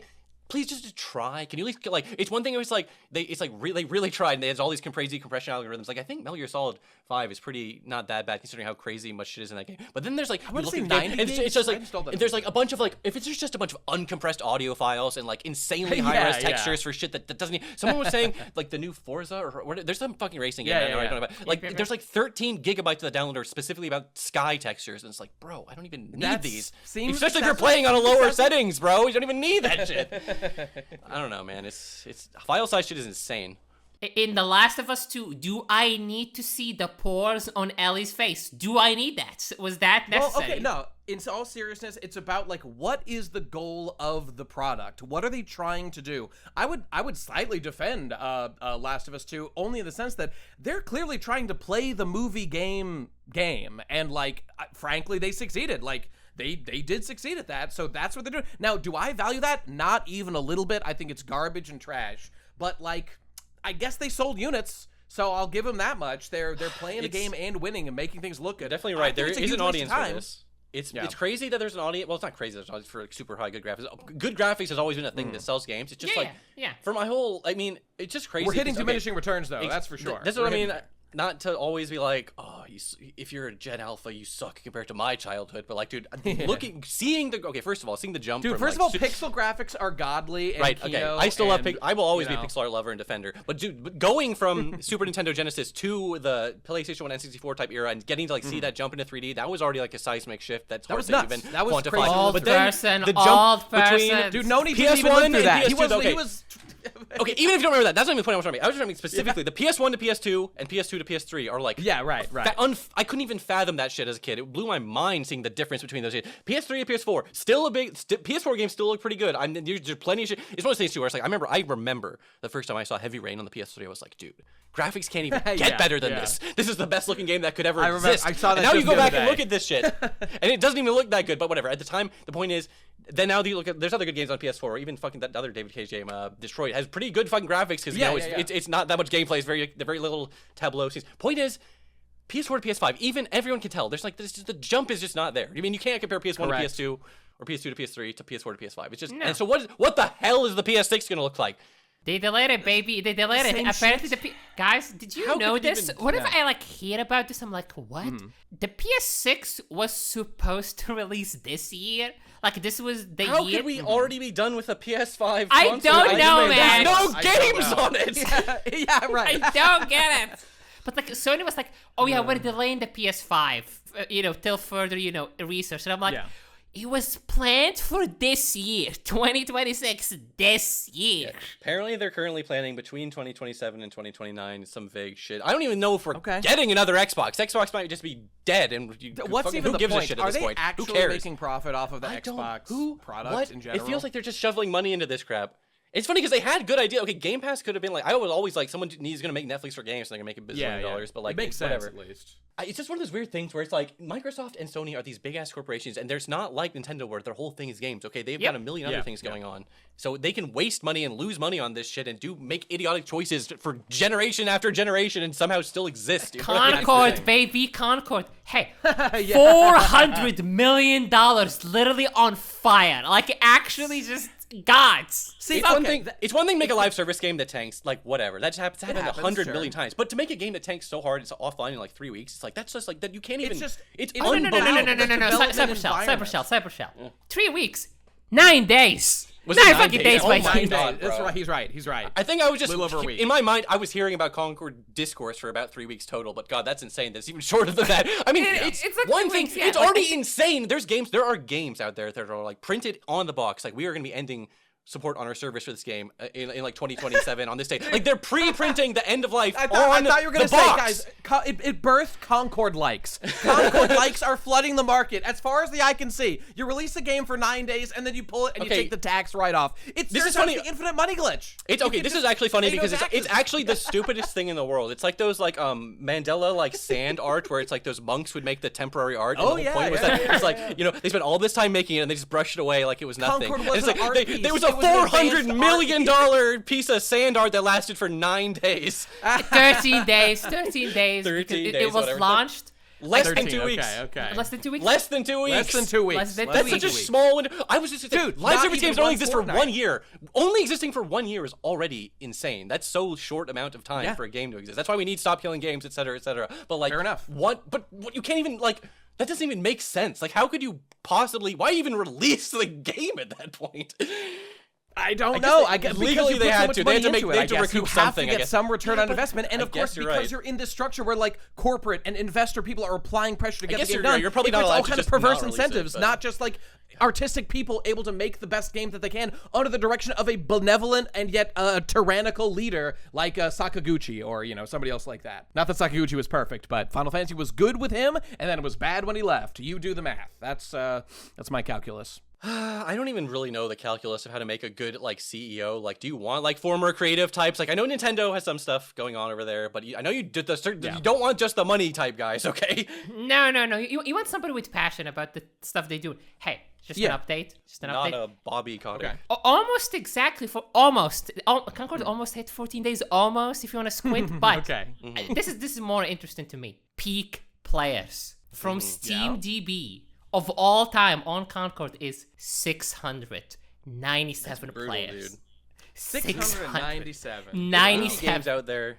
$400 million. Damn, that's like almost like $50 million per person or whatever. They should have invested. 50,000. Yeah, each one of those persons paid You should divide it, yeah. like $10 million. Well, think about the experience you're getting, and that's what I mean. The fact that it's a live service game, which means you can't just go play Concord now. I mean, I don't even know if there's some capacity for like you can rip the assets from this. Someone might be able to get some facsimile of some weird thing working. But, like, By the way, can we pour out a drink for our poor, forgotten purchasers, the 697 heroes that purchased that game, and now it's gone, and they cannot play their beloved Concord that they. I mean, they should be begged liable and for a sweat and refund, worked bro. I to mean, pay what the for. fuck? That is like false advertising at this point. You shouldn't be able to make a game go away after you paid for it, and so Stop Right. Killing Games. Makes a lot of Stop sense, killing yeah. games. Thank you very much. I kneel. It's crazy that like. I mean, Concord is. Look, the I perfect get example. it, but this is like a modern problem that we need a modern solution for. That like a video game can be designed in such a way that they can just pull the plug and it's gone. Like, there was some game, Ragnarok Online was big when I was young, and I think it just like doesn't exist anymore. But all my friends played it. Whatever, a group of people played it when I was a kid. that and I game, was wanting surely to go there's play. private servers at least. There are private servers. Yeah. Where's the Concord private servers, bro? Yeah, that's what we need. It has Someone to leak be the code. one. We will do it. One of these brave 697 That would be such a people. funny. The 697 heroes. That's they what I will mean. We stand, have They will the deliver. discs. Okay, I know there's the point is we have the data. Like I know it's not like just reconstruct it, bro. I know it's not that easy. But I love the idea like there being like a secret Concord Discord or something. Because there was that World of Heroes MMO or whatever. There was like a secret private server running for like years or whatever. That was like I love the idea of like a secret Concord community running. The 697. There's still private servers for like Final Fantasy 14, the original version, before. And Final Fantasy 11. Well, no, that's crazy. actually still The supported. original FF14 though. I mean, I knew for FF. I mean, No, basically you every can good play the MMO. original FF14 if you hunt it down. If you hunt down certain Interesting. places, you can play that I original. thought like- about that for Final Fantasy. I don't know why, because I always was interested in like WoW private servers, because there was always a Yeah. huge market for people wanting to play vanilla before they made that an official thing, and there still is obviously, but like. Yeah, it's interesting. Actually, Cyber, you don't want that. Actually, you actually don't that want would- that. You As a matter saved of yourself. fact. Please stop. That is Please. You own your classic Sonic corporate. fan side, It's but so you don't funny to need have to the watch WoW them like moniker. have to like, eat their own shit on that one because like It's so people funny. wanted it. They Blizzard, did. They Activision Blizzard actually is did know better. ridiculous. Look, I'm actually a big believer in the customer, generally speaking, doesn't know what he wants until he is informed. Steve Jobs had some good arguments about that. Right. But if the audience is telling you for like generations they're about already something existing. that they do want, They were having and to they shut down the exist private already, servers. Yeah. and they're willing to pay for it, then Right. like, okay, at that point, you're just simply serving a demand that literally- objectively exists. They So, like, proved the market existed, basically. Like there was like hard, Yeah. like they had to go out of the way to be like sending cease and desist to these people because there were so many Yeah. people playing Yeah. them, and they wouldn't even be doing that if they were like, oh, it's like 10 people. It's like they Good knew it old, was I like remember good cutting old into their Jontron's video about thing. that shutting that down. That was some bullshit. Jesus Christ, but- that must have happened a long time ago. Yeah, fucking dude. It's been a long I time fell. since I shit. fell into the Concord rabbit hole. I fell into the Concord rabbit hole. This The is the funny Concord thing episode is, now.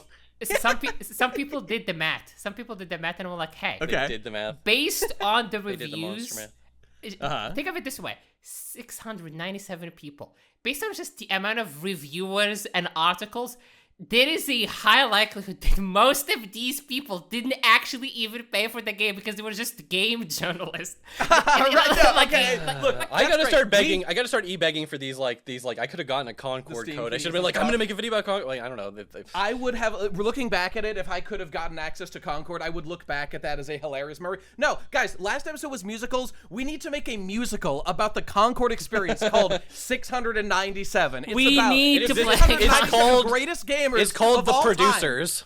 Yeah, right, the ultimate rug pull. Dude, it's- 697 went into Game Online, but then they canceled that game and we were fucked. It's a crime. Yeah, and then they're being sued by. Maybe it's like a legal drama. Actually, that's sorry. I'm just making up the musical in real time. This is All right, I got Lin-Manuel Miranda on speed dial. Let's get I him on appreciate- this yes, project. get him Let's in. get him on this. I'm sure Concord has some of that 400 million sitting around. We can get him to. We'll just invest it straight. Guys, they'll recover the loss by making a musical about it. That's love how this that- can be turned into a huge W. The only way Concord exists now is in YouTube videos of fucking influencers playing it and me like, dude, either this game sucks or like, dude, this game is about to get shut down. You know what I mean? Yeah. Like that's the only. And it's not like it does look like it literally looks like a fake video game you see on like the background of a TV show or some shit. Like Yeah. it does kind of look like AAA slop or whatever. but It's like, generic someone had video to game. make this. Funny. Okay, the more I think about so it, funny. I'm just like someone made like these like all these assets and just happened by accident. Okay, someone had No, to make they this were shit. handcrafted lovingly for generations. Dude, A that's man's another thing entire too. The- bloodline was dedicated to making Blender assets for Concord. His grandfather made Concord assets. that's his why- great-grandfather made Concord assets, and his costs son so will much. one day too. Because modern game development takes so fucking long. They were It's a working huge on this problem. Game for It's a so gigantic long. problem. Do you It understand sucks. how fast they used to be able to make games back in the day? Although, slight side tangent, because I love pixel art. I was just going to say that, like, I'm playing a little bit of Mina the Hollower right now, which is, like, the pixel art game by the Shovel Knight guys.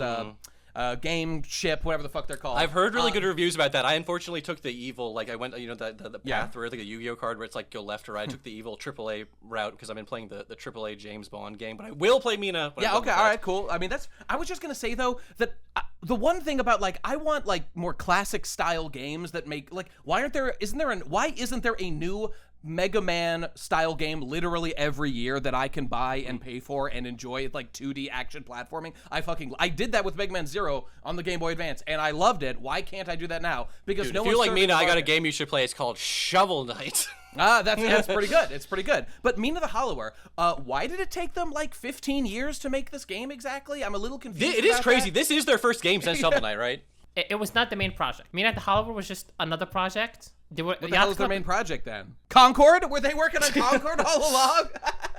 They were working on a game. I think it was dropped. It was like some failed idea. They worked on it for years. Like this yikes. is not this shit ain't cooking. Actually, there's That's 50 crazy that people have to. Okay. People will work on prototypes. They'll make games. They'll spend like 18 months developing something, and then just be like, guys, this This ain't shit ain't happening. cooking. This It sucks. happens. It happens. I Sometimes know. you That's just don't part of know. art. That's the artistic process. And you can't Yeah. even be like, oh, they fucked up. They failed. Yacht Like, no, Club? it's part of the process. Yacht Club was just like, yo, this other thing we're dedicating our studio to, this shit ain't cooking. This shit ain't cooking. Now, Mina the Hollower, though.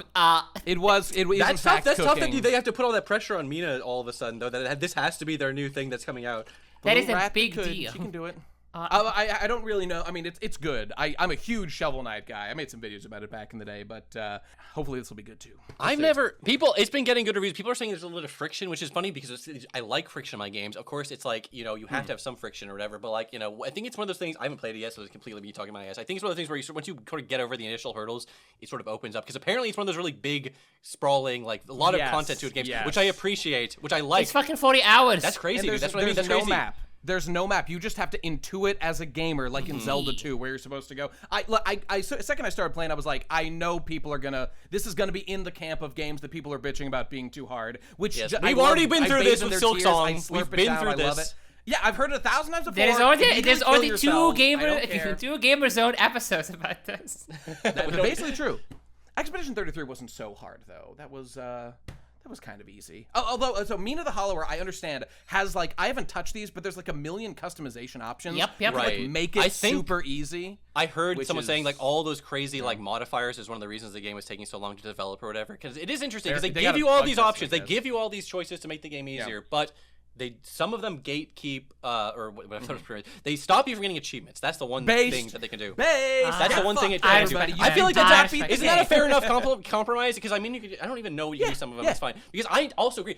This is again weirdly, you almost wouldn't expect this, but Last of Us 2 has some of the most in-depth and insanely customizable like accessibility options in terms of like making the game easier or making like things visually clear. Like they've got options where it's like you can basically play the game if you're fucking legally blind, because it's like all the NPCs are highlighted blue and like all the rest is like highlighted red. It's interesting. It's just the amount of customizability surprised me, because this is the one thing I love. Old games, obviously, old games good, but so the amount of times you go to old game and you load up the settings menu and there's just like nothing, dude. There's no customizability or whatever. It's that's like true.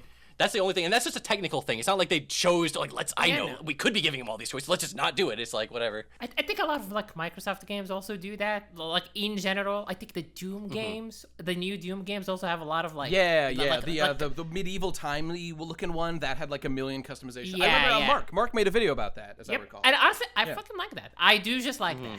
Yeah, I appreciate. That's what I was saying. My point was downside. There is downside. It's not all good. It does why does Dark Souls not have an easy mode? Because there's like one sort of like it does have an easy mode. It's called fucking using magic. Yeah, you're right. I think it's a different game. I agree with you. There is something to be said about everyone's getting the same experience no matter what. This, because that's just how games used to be. And I mean, there was always sometimes there's easy, medium, hard, etc. But like, there is certainly like value to that. I think if you're colorblind, and the game gives you, hey, you're colorblind, click on this button to be able to see the game. I think that is 100% net positive. Straight up. I agree. Okay, I'm not disagreeing with you. I just want to understand. Like, there's a thing in Fortnite called directional audio for people who I guess I don't know if this is specifically for deaf people, but it like displays, like if you hear someone's footsteps, it'll show like a ring around your character with the direction it's coming from, which is like that is a tactical advantage to have some of these accessibility options on. Sometimes people were saying I'm playing colorblind mode because it makes it easier to see like the counter terrorists or whatever in Counter-Strike. I completely agree. Accessibility options, 100% thumbs up, but like it's interesting. It's just interesting to think about. That's the only point I'm trying to make. Listen. Let's just acknowledge the downside, which is that let's say you're playing video games and you got all your accessibility things checked off, and so you're blind or deaf or dumb or whatever, and so you get I guess life is easy mode, and then Nate comes around the corner with a haymaker knocking your fucking block off. See, you cheated the game and you were not prepared for me to assault you for no reason on the street. That's why I'm opposed to accessibility options in games, guys. When I attack people randomly on the street, they need to be prepared for me to do that, so it's an honorable combat. We need to make people prepared for the real world, okay? And the real world is not fair. Right. There's no fairness in the real world. There's no accessibility options in real life. I was at the edge of my seat when you were like, you cheated the game. I was is he about to go to the fucking Sekiro speech? If she's not only the game, but yourself. You did not beat the game if you didn't do it. No. You haven't learned anything. Physically assalting people. You did not learn. You didn't grow. Hey, one sort of group I wanted to mention here, because we're talking about a bunch of stuff, which is cool, but like the idea of like we kind of talked about like fandoms now, like people are interacting with them and like gatekeeping stuff, but one thing that's interesting that like I did a thing recently that this ties into, and it's like there's a part now where like all this internet culture is like looping back to like warp real life. And there's the stuff where, like, the normies are, like, noticing it with, like, memes that break containment and, like, I don't know, Twitter and, like, some 4chan stuff is broken out. Sure, that's all real. But, like, I've got, like, two examples here. One is that, like, I am fascinated by, like, the Wikipedia wars that go on when there's, like, this is, okay, whatever. There's, like, a couple of different things here. But, like, the way that people battle over what is like factually true about one, like fictional events, but even real life is really interesting to me. And the example that my favorite example of this is the Gamergate Wikipedia page. The Gamergate Wikipedia page is so fucking funny because it is just an example where one side obtained total wokeoid victory over the other side, and the chuds have been forever blown out because they do not have like the institutional power to like impose their view of what Gamergate was. And so forevermore, Gamergate on Wikipedia, which I'm looking at right now, it just begins with, it was Gamergate is, guys, Wikipedia says it, it's real, that's all there is to it, a misogynistic online harassment campaign motivated by right-wing backlash against Fandom. But like, it is a harassment campaign. Sorry guys, Wikipedia said it. Guys, we all know Wikipedia is an internet genius. It is a member of our organization here. Whatever it says is obviously true. So that's all there is to say about it. All of our info, baby. That's where we source all of our info. That's where everything we say on the show comes from. So it's just fascinating to me how like really all this stuff, like Gamergate or whatever, was like this hotly contested, like partisan, binary, divided like argument about like how life should be in terms of like gaming and like people talking about gaming and stuff that obviously like was like directly political in many ways and like overlaps with political discourse and just became like an avatar for that in many ways. But like what's just interesting to me is how just one side won. I remember the days when people were like arguing over this page about like little nuances, how it should be framed, the top line of like the thing should be phrased this way or that way. And like eventually, this was like years into it, one side simply won. And they were like, we're locking this down. We are the admins of Wikipedia. We say no more arguing about this. This side has won. And like, that's it. And now, you know, sure, there's like the people that were there, but like as history goes on, history is written by the Wikipedia editors, folks. And so like in 1,000 years, when people look back at the important history of Gamergate, oh man, the harassment campaign that harassed those women, and that's all we need to know. Because to be fair, I've actually read the page because it's kind of interesting. There is more nuance like further down the page, but once again, nobody reads the whole page. They read the top line. That's like the one thing that matters the most. So like, imagine all the other things in life that have also been shaped by like individuals' perception. And in this case, it's like a particular like internet, I don't know, what do you call it? Like an event, a battleground, an experience that many of us went through at the time. And it's like, it has just been codified in this one particular way. And imagine how that applies to like, you know, your fucking amazing digital circus wiki pages and stuff. I have scoured personally, like the One Piece wiki, looking for bits and pieces that like don't make sense. And there are a lot of suspicious claims made on there with extremely flimsy evidence, but they're treated as gospel because whoever wrote the page has deemed it so. And because One Piece is so long, a lot of people use the One Piece wiki as like, this is where I go to double check all my facts. I do it too. It's just that I happen, you know, to be sort of a subject matter expert, so I really know a lot of stuff. And I own all the books so that when I have a question, I can just go look it up immediately and see if it's right or not. So I just thought it'd be interesting to mention and to see if you guys had any examples of like other things that just have sort of been birthed from online discourse and now just like, I think of always Katy Perry tweeting out that one meme image of Pepe, like, and being like, after Friday, I'm feeling like this right now. And it was like sloppy, fucked up looking Pepe, like looking sad and stuff. So, you know, I don't know. There's just a lot of that that happens in the world. Any other ideas like that? Anybody? Help me out. I usually would see like Wikipedia article. Like I would love to see like the edit wars that go on, like the talk pages. They're so real. They're so real behind the stage. Because you've got like the type of guy who is like a Wikipedia editor is like a very specific type of guy, and you look at like the type of people have these like their user pages. People don't even know Wikipedia has user pages. Okay, people don't even know about the badges. Okay, people, I don't know people, but like the point is, it is interesting, just like the kind of things because there is like narratives or whatever. Even site. I mean, you just think total neutrality. Can you be totally neutral? It's not even Of truly course not. No, possible or whatever. It's basically like no. it's like yeah, but it's like some games. I mean, for the most part, obviously I like Wikipedia. I want Wikipedia to continue existing. I'm basically pro Wikipedia or whatever, but like it is interesting. You know, they definitely have certain biases about certain things like Israel and whatnot. But it's like I don't know. Wikipedia is one of the like the pillars of the internet or whatever, and it's like okay, you know what? If you want to have Grokpedia, if you have your own Wikipedia that's just ripping off regular Wikipedia or whatever, like there's nothing technically stopping you from doing that kind of stuff.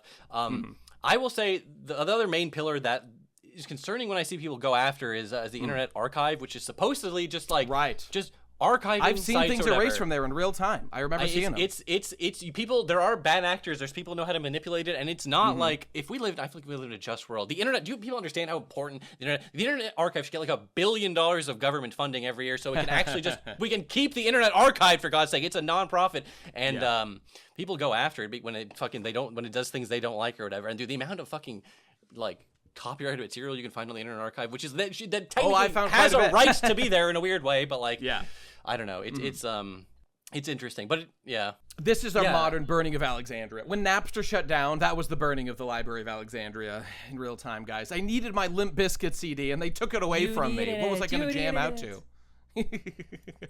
This is the example everyone likes to use nowadays, which is I don't know if you know about this guy, one of the co-founders of Reddit, Aaron Swartz or whatever, and what he did was he downloaded and like leaked a shitload of academic journal articles from a digital library called like JSTOR, and they were gonna ream his ass for this dude. Be like the amount of he was facing like 35 years in prison or whatever, so he fucking killed himself. Oh jeez. But it's like just for leaking a shitload of technically protected academic journal articles or whatever, but like then these same like companies like AI companies have just like ripped off entire like swaths of like digital libraries and just fed it directly into machines, and they faced zero consequences whatsoever or whatever. Well, because it's like a new thing that's happening, so like that's part of the money making machine. You know what I mean? There was no money making where Aaron Swartz leaked all this just for the good of humanity or whatever. Like, whoa, we can't have that happen. You know, but if it's part of the giant like Ouroboros of the fucking economy, it's allowed for whatever reason. Yeah, I guess that's true. And whenever something like totally new, like I don't think Napster was illegal at first, if memory serves. Right. Well, that's the most beautiful thing in the world about torrents. It's like there's technically nothing illegal about a torrent. It's just a way to share a file. You know what I mean? Yeah. So it's like you can't take away torrenting from us. I mean, they would if they could, but they can't. I mean, they'll try, but they'll try. It's the money. It's always the money. It's the simple statement of, hey man, the government is funding the AI companies. The economy relies on the AI companies. Why would they ever sue the AI company? It is as simple as that. Right. Well, guys, we have to let them do it. Do we want China to beat us at making AI flop songs? Literally, I don't think so. Yeah. We do want them to beat us. What if their Charlie Kirk memes are funnier than our Charlie Kirk memes, guys? That would be devastating. Pretty sure that's already happened. I need to get on like a Chinese TikTok or whatever. I mean, it is technically owned by China or whatever, but I mean, like, I need to get on there. There was like that other app people were flooding to for whatever when they were like, "Oh, we're gonna like this so stupid." Like, "Oh, we have to." The United States like you legally have to sell TikTok to an American. Or you're not allowed to use it in this country, which is so fucking stupid or whatever. I don't even like TikTok. I don't even use TikTok, but it's still stupid.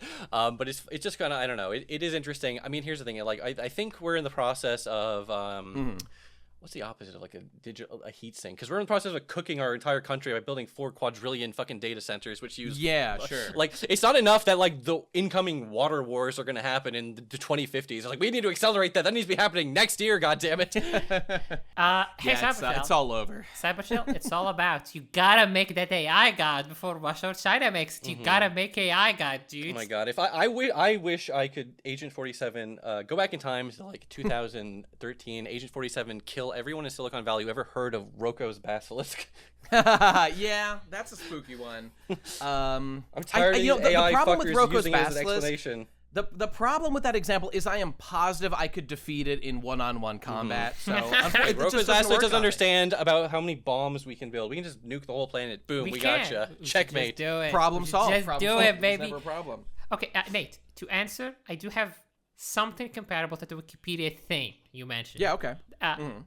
So there's a little show, a little unpopular show, guys. I don't think anybody here has ever heard of it, except Craig, obviously. Craig knows everything. Craig knows. My guy Craig always carries it. Yeah. He's on it. So there's this little show called Attack on Titan. You know? Yes. And when yes. the ending dropped for the manga, there were feelings. There were like, damn, how could you fuck it up this badly, etc., etc.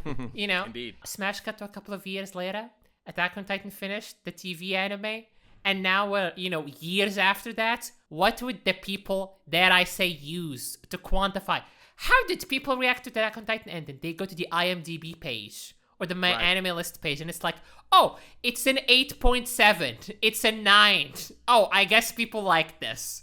So all of that. It is funny, yeah. Discourse gets flattened out by people who just look at numbers, right? Yeah. It's like people weren't there for it. Dude, I remember I was on during Gurren Lagann when it was airing the Raws, because people were going insane during that Rocio arc or whatever, when he was because he was like the villain, but people were going insane. But you just watch that now, it's like, oh yeah, it's just like a normal thing where it's like you have a main character who seem like they're kind of being antagonistic, but they're not actually a bad guy. But people were going insane on that board, posting shit about how they wanted to kill him. They didn't know where it was going. They thought Rocio was a bad guy, and all that stuff. You know what I mean? Yeah. But all that stuff, all that's just lost, like tears and rain, all this. I mean, I'm sure in every fandom there's shit that just like events that happened that to everyone there was like a seismic event, but then there's just like no one documented that shit because who gives a fuck? You know what I mean? And then it's just gone. Yeah, who forever, would? You know what I mean? Who would? It's so there really is a very important distinction that like.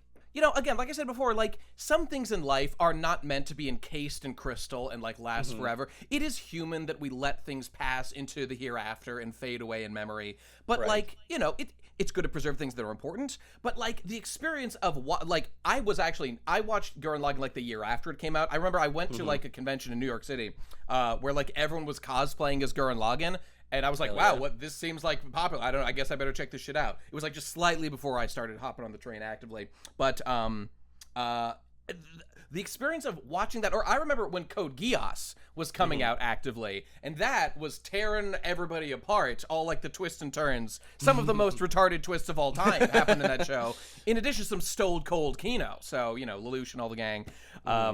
I have not followed. My understanding is there's like a movie where he actually is alive now. Fuck off, Code Geass. 20 years, Where's baby. my Cowboy Bebop like movie where Spike years. is actually still alive? Yeah. All it took is 20 years and a movie, and remember those when Code Geass ended, people like Lelouch is in the fucking cart at the end. He's the cart driver. Yes, that's what they made it eventually. That's just true. 15 years later, baby. That's just true. I do not believe it was true at the time. I think they made it true later on based on the memes. By the way, Cowboy Bebop has too much dignity. No, Cowboy Bebop is actual art. Sure, it was made in like a corporate environment by Sunrise and Watanabe, but nonetheless, it's art. Geass, pure slop, pure like emotion slop, pure dopamine drip. I only remember people talking about that show in how they compared it to Death Note or whatever. Yes, it was similar. Yeah. Okay, here, you want to talk about cultural flattening? You want to talk about cultural flattening? Gen Z, oh, maybe not Gen Z, Gen Alpha specifically, TikTok kids, they don't know about Haruhi. Haruhi doesn't exist to these people. Yeah, it's fading away. It was everywhere, okay? It was the anime in like the 2007 old person. I know, but do you understand? I know. I never even was like, I have to champion this shit. I don't even give a fuck that much, but it's just like the idea that kids could not know about it. Like, people don't even recognize Haruhi, okay? It's not even that they don't watch the show. They don't even it just doesn't exist, okay? She disappeared. It happened, okay? It happened. It's canon. It's canon event. You're fucking subversive light novel based anime, Haruhi. Fuck that. It's all about the ReZero, baby. It's all about the ReZero bros. Yeah, exactly. That's what the kids today know about. Love now. They know about ReZero. They know about honestly, even ReZero is 13 years old at this point. Whoa. Dude, fucking Sword Art Online is like ancient history now. Kids today even know about Sword Art Online? Do they know the ancient scrolls of Sword Art? Which is funny because it's Sword Art Online. It's like the most mainstream shit of all time. But you never hear people talk about it. I mean, I don't. It's faded. It's faded. Its back was broken by like the anime reviewers of the 2000s. No.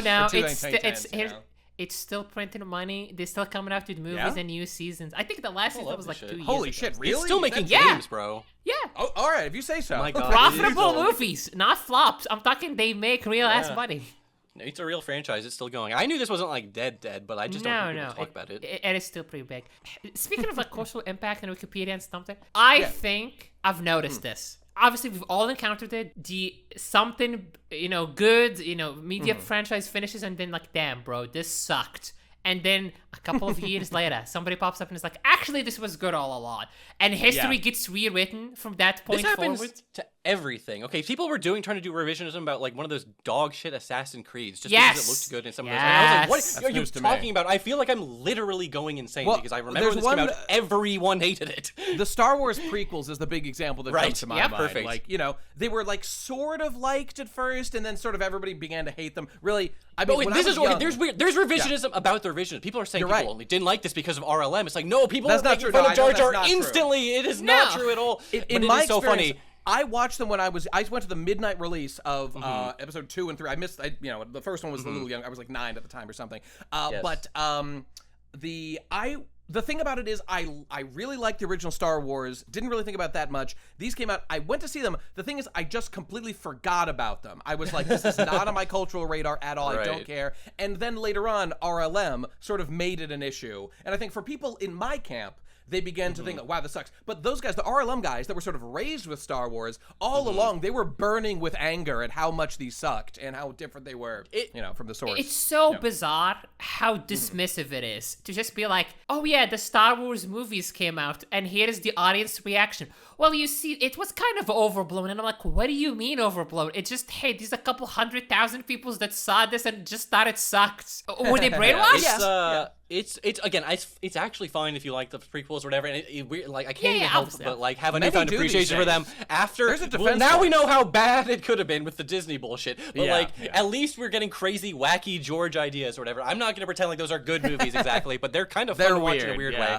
They're at least weird. At least there's something going on. They are novel. There's boring parts for sure. There's George. Whatever. The point is, we don't even need to we don't have to litigate the prequels exactly, but like the point is, it's just crazy. But the point is, that was back when Star Wars had the cultural cachet. Now there is the first new Star Wars movie in theaters in 7 years, and literally no one gives a fuck. Yeah, nobody cares about Grogu in the game. They fucked it up because people love The Mandalorian season 1 or whatever. So like, oh yeah, of course this movie's gonna pop off or whatever. It's like no.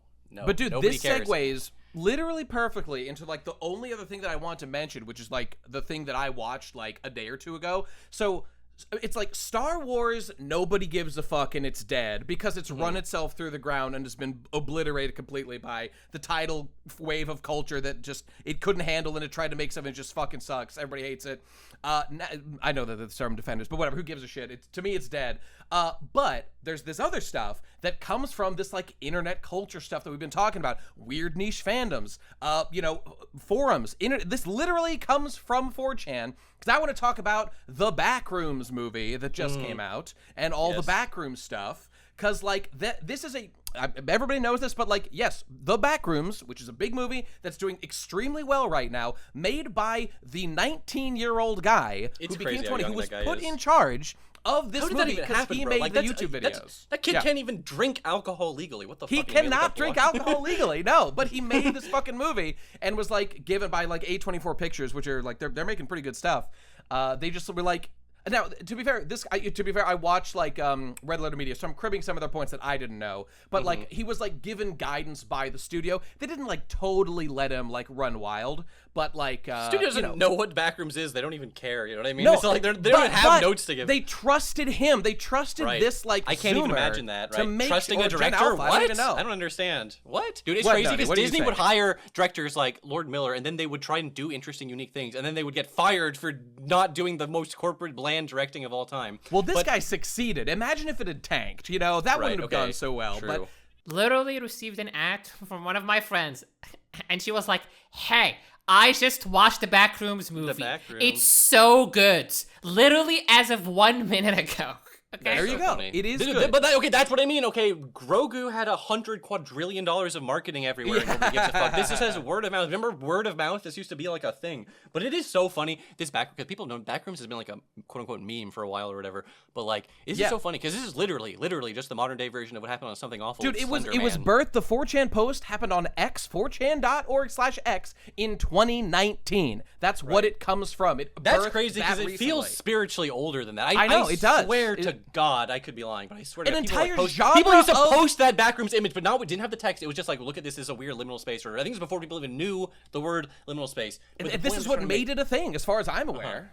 Yeah, definitely introduced to like pop culture psyche. It's definitely carrying the spiritual energy of like, you know, stuff like Slender Man and those creepypastas. There's like, ooh, this that was from a Something Awful. Just guy made that shit, and then now it's like a thing, and it literally made a movie. It's also so funny. Some fucking stupid dumbass out there wrote that 4chan post, and he's making $0 off of this. By the way, I know, but that like, who even owns it? Who owns the intellectual property? Does the guy that owns the furniture store that they like? Right, yeah, that's a real photograph. It's a real photograph from a place in like Wisconsin somewhere. Which is crazy they actually managed to do that, which is insane. I always thought that would just be like, oh, you know. Maybe the two guys, like the one guy that made the original post that just has like disquieting images that feel off, maybe he owns half the IP, and the other half of the IP is how do you owned get by the guy that made the post later on in the thread that has they have like the baby. description. What the fuck is that parable? Or they kept us, the guy's like, oh yeah, let's cut the baby in half. So, you know, just divvy up the rights. King Solomon or whatever. Yes, exactly. Yeah. But okay, it's crazy. Well, this is okay. People, the meme post that people were replying to, which is that okay, so now that Star Wars is flopping, and then this is blowing up, and that movie Obsession is blowing up.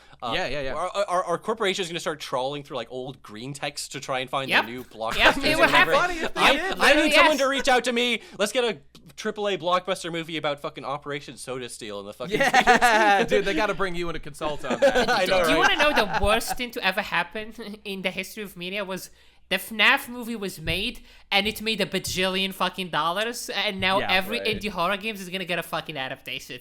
Well, okay, so I mean, you're right. We gotta.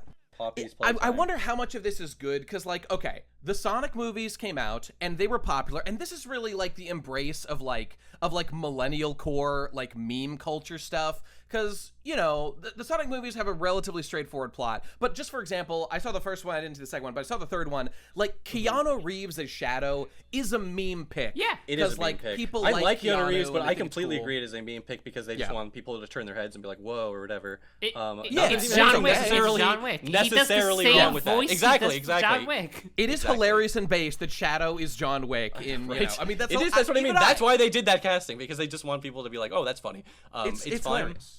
But yeah, Mario movie now. Yeah, they really are. Right, We're in the era of video game movies. They were setting up a Starfox movie in that new Mario movie, which I didn't even watch, by the way. Right. You know Nintendo wants to have their own MCU, the Mario. No, they absolutely do, and they know that their characters are like beloved. They have the Super Smash movies. They're not is stupid. Happening. They're doing the Zelda movie. Dude, a Super Smash movie is kind of the best idea of all time, and I actually would go watch that because I'd be like, I wanna. But the thing is, it's okay. But would it be good, or would it be Space Jam 2 with Nintendo? It will characters? be Space Jam. I mean, it will definitely be Space Jam. Probably be. But like, will Cloud be in it? Will Cloud be in Space Jam Smash Bros. The movie? But well, that one, the one I'm hesitant is because Square. I mean, they might not be. They're hesitant about weird stuff. They only let you use like 2 music tracks. That Nomura requested when they put him in. Like Nomura is autistic as fuck, and he is like in charge. He gets to like culturally decide how Cloud is depicted. I'm not sure that the juggernaut of like making an actual movie of this can actually sustain. I bet a lot of those third-party characters would probably not make it in it. At least not in the first one. Maybe the first one will be like they'll make one. It'll be so successful that then they're like, okay, now we make Paramount would be slobbering over their dick to get a Sonic cameo in there. Okay. Ready Player One exists. Okay. Right. You're right. But you know, I haven't even seen that. Like, how isn't that a Steven Spielberg movie? That's so fucked up, bro. That actually makes me kind of like that's like insane to think about. A Smash Bros. Movie? It is. Well, yeah. I feel like it's almost inevitable, right? Like they want that to happen. Dude, no, it could happen. They should do exactly what they did leading up to Smash Bros. They should basically do MCU, and that should be the Avengers equivalent when they make the Smash Bros. Movie. They should make a Kirby movie. 100% they should do that. I don't know how they will. Actually, Kirby might actually be like a terrible property. You know what they should do? Tough they should with just the make Mario 3. Well, they're doing Zelda, okay? They're doing a Legend of Zelda movie, so they're just gonna make Kirby talk. They're just gonna give Kirby Seth Rogen's voice or whatever and sell it, you know. For the record, I hate all of this and don't care about any of it, and I don't want any of it to exist because all of this, just like the fucking live action One Piece, is a distraction from the shit that actually matters. It's not like the Mario story impresses anybody. He saves the fucking princess, sometimes from space, sometimes from the next castle. It's all the same shit. The movies mean nothing. They're just designed to fill time from the cradle to the grave, and for them to extract capital from us. And Smash Brothers are fun. When I see Smash Brothers get new characters, I'm excited to play the character. Me too. It doesn't really hit the same when I'm just watching them on the screen, and it's that's just why if I fucking just Chris look- Pratt's voice in my ear telling me that, oh, this is so epic. It's like, no, I bro, still I'm not am even that playing it. literal 7-year-old boy that sees Cloud Strife's spiky hair, and my cortisol drops and my dopamine spikes instantly. I simply get so fucking amped up when I think about Cloud Strife. I'm looking at my figure of him right now. It just makes me happy. But putting him in a movie, like, dude, I've been through that with Advent Children. I lived that life, and it sucked, and I wish I could But undo he'll it and be take cool, it back. and he'll swing his big. was The so only cool. thing It I was so remember from cool. Advent Children is the fight scenes, bro. And I watched like a joke subtitle of it, dub of it, or thing of it once, and that I watched that movie dozens of over and over and over again. And like, I'm the guy on Steam with 10,000 hours in like Factorio who's like, do not recommend this game. It's a no on this. That's Yeah, but me you with, have to like, trust reviews like that from people who like know it. You know what I mean? yeah. They're like, Oh, they yeah. know why. It's like, I'm telling you, I've played this so much. I understand the foundational flaws, and it's like, yeah. I've written 20 mods. I've met, and my family has hosted the developers. You know, we've have cultural exchange. Downvote on the game. Not a big fan. 1 star. Could have been better. I mean, it's good, but could have been better. They definitely fucked this up. It's also funny. People will be like single issue voters that like oh, 10,000 hours a game, but the devs changed one thing in a patch. You're like, I hate the game now. You know, hey, you know, everyone's entitled to their stupid, worthless, bullshit opinion, which is why, in theory, it actually is good. In theory, that there's like a reviewer class that exists. It's just that the reviewer class sucks, and you can't trust them at all. They can't just and, like, viewer casts can't just like exist in like suspended animation. They have to exist within the culture of like a magazine that's to make money and shit. You know what I mean? Right, I'm thinking, right. Or Hey, even did you YouTubers know- have to make money, make it to get attention. You know what I mean?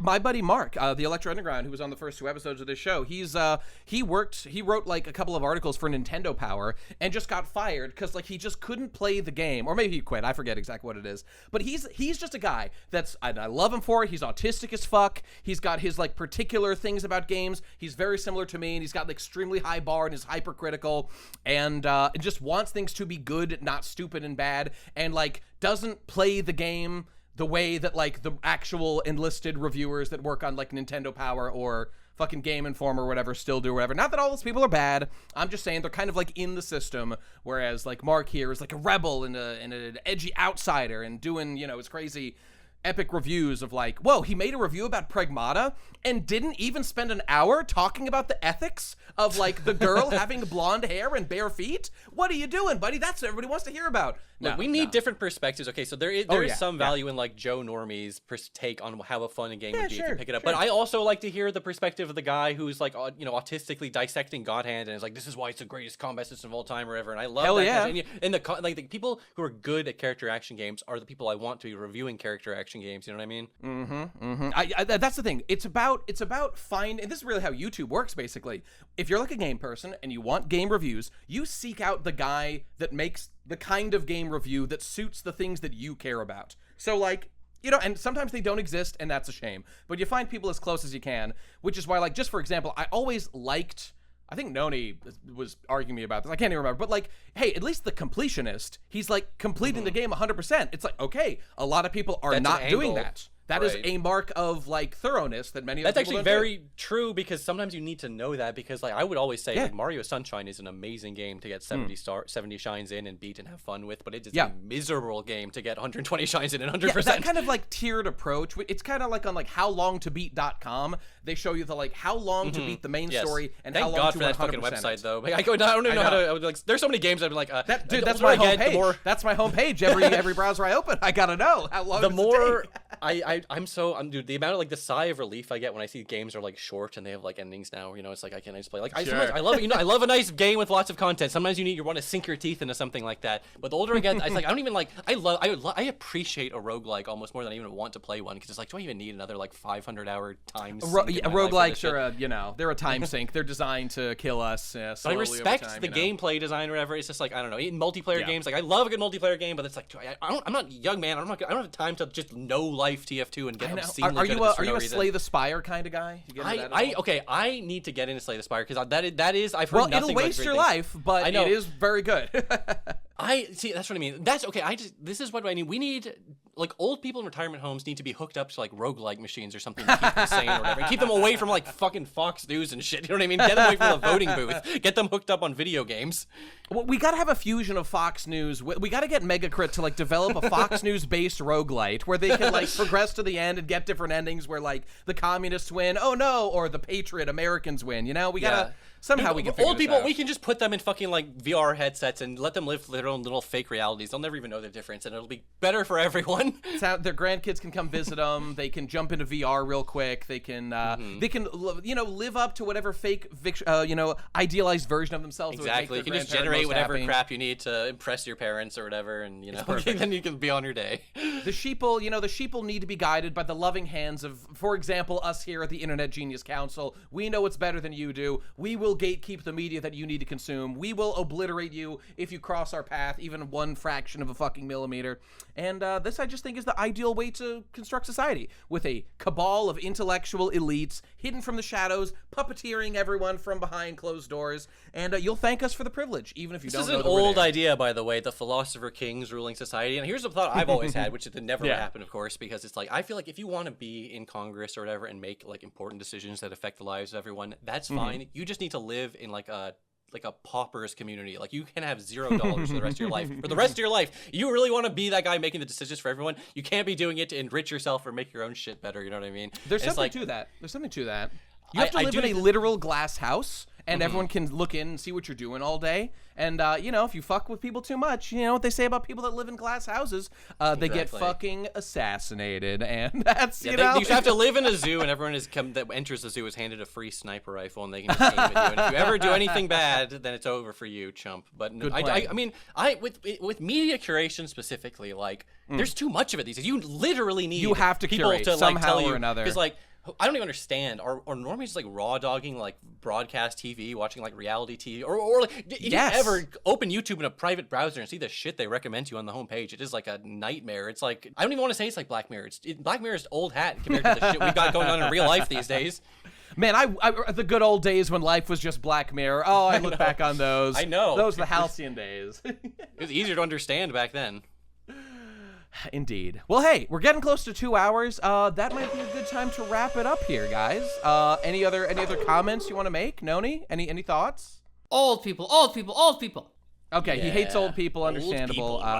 The thing about that old people is that we are draining your life fluids from you actively now, Noni, to feed into us so we can live another millisecond of sweet, sweet life. So it's true. Okay, look, the fucking boomers are out here ripping the copper wiring out of our country. So all us millennials can do is like vampires suck the life force out of like Gen Alpha and Zoomers, and it's all we can do. It's a self-defense I'm stealing your mechanism. life force. Oh, you like the Backrooms? Well, we're taking this now. It's time to gatekeep the Backrooms. It's time. The amount of Gen Alpha kids who hated the Backrooms because it wasn't like their stupid Poppy's Playtime Roblox version of it that they constructed in their heads. You know what I mean? This is another fandom thing. The Backrooms already had a fandom, which is funny because it's not an official thing. It's just an idea. Say, the fascinating thing about the Backrooms is that there exists like Kane Parsons, like internet, YouTube version of it that like that's the one that's been made a movie. But then there's the online wiki of the Backrooms, which is like a total other version of it. It's like, which of those is even the real Backrooms? Even that guy, the director was cool enough to be like, that my version is not the only canon version. Okay, it's just my take on the Backrooms. Okay, well, all right, that's cool. But we in the Council of Geniuses have to make a decision about which is in fact canon. And I'm glad I'm glad the movie is the way it is and that it's not what fucking kids thought it was going to be, for God's sake. Because there's a version of the reality where there was just some slopified version. Hardcore. Well, dude, did you know that there was a movie made about the Backrooms years ago? Scooped into this. There was like an American Horror Story episode about this shit. It was something like that. And do you know who played the guy in the Backrooms? It was Chrissy from The Sopranos. It was literally Spider from Goodfellas. Hell yeah. Hey, Chrissy, what are you doing in the Backrooms, buddy? You're supposed to be getting my gabagool from Satrial. We need a sitcom set in the Backrooms. Dude, we do. Well, actually, isn't it? I heard that like Severance was like sort of inspired by the Backrooms a little bit. No, the creator literally listed the Backrooms as one of his inspirations, which is so funny because there's people out there being like, "Dude, the Backrooms ripped off Severance, bro," which is like, you got it back again. Flatten your history. Exactly, it literally is though. Okay, Noni, I was cutting you off. Were you? No, I was not saying anything at all. It's just nothing of interest. That's for damn sure. Nothing of interest, Nate. As long as you're dead in the near future, I'll be satisfied. Try your luck, buddy. Try your luck. Let's see how it goes. You and me. Grappling, oiled up on the ground right Why now. oiled up? Finding orifices. Why did you add He was the oil killed in legs? the marketplace of ideas. That's what it is. All right, on that note, everybody, hey, go to patreon.com/internetgenius for more sexy images like this beamed directly into your brains from our headsets. You are the 79-year-old grandpa that's been put into the VR helmet. This is fake and not real, and we've been trying to communicate to you. Wake up. Please come back to us, grandpa. Wake up. Please come back to us. We all miss you. We love you. Please come back to us. Anyway, see you next time on the next episode, everybody. Goodbye. Also, get the bonus episode. It's on the Patreon. Goodbye. Work sucks, food's cold, no sleep, getting old. Maybe it's time to figure it out, think it up, what life's about. I need internet genius, bringing all the best ideas. Certified right boys all the time. If you want the correct opinion,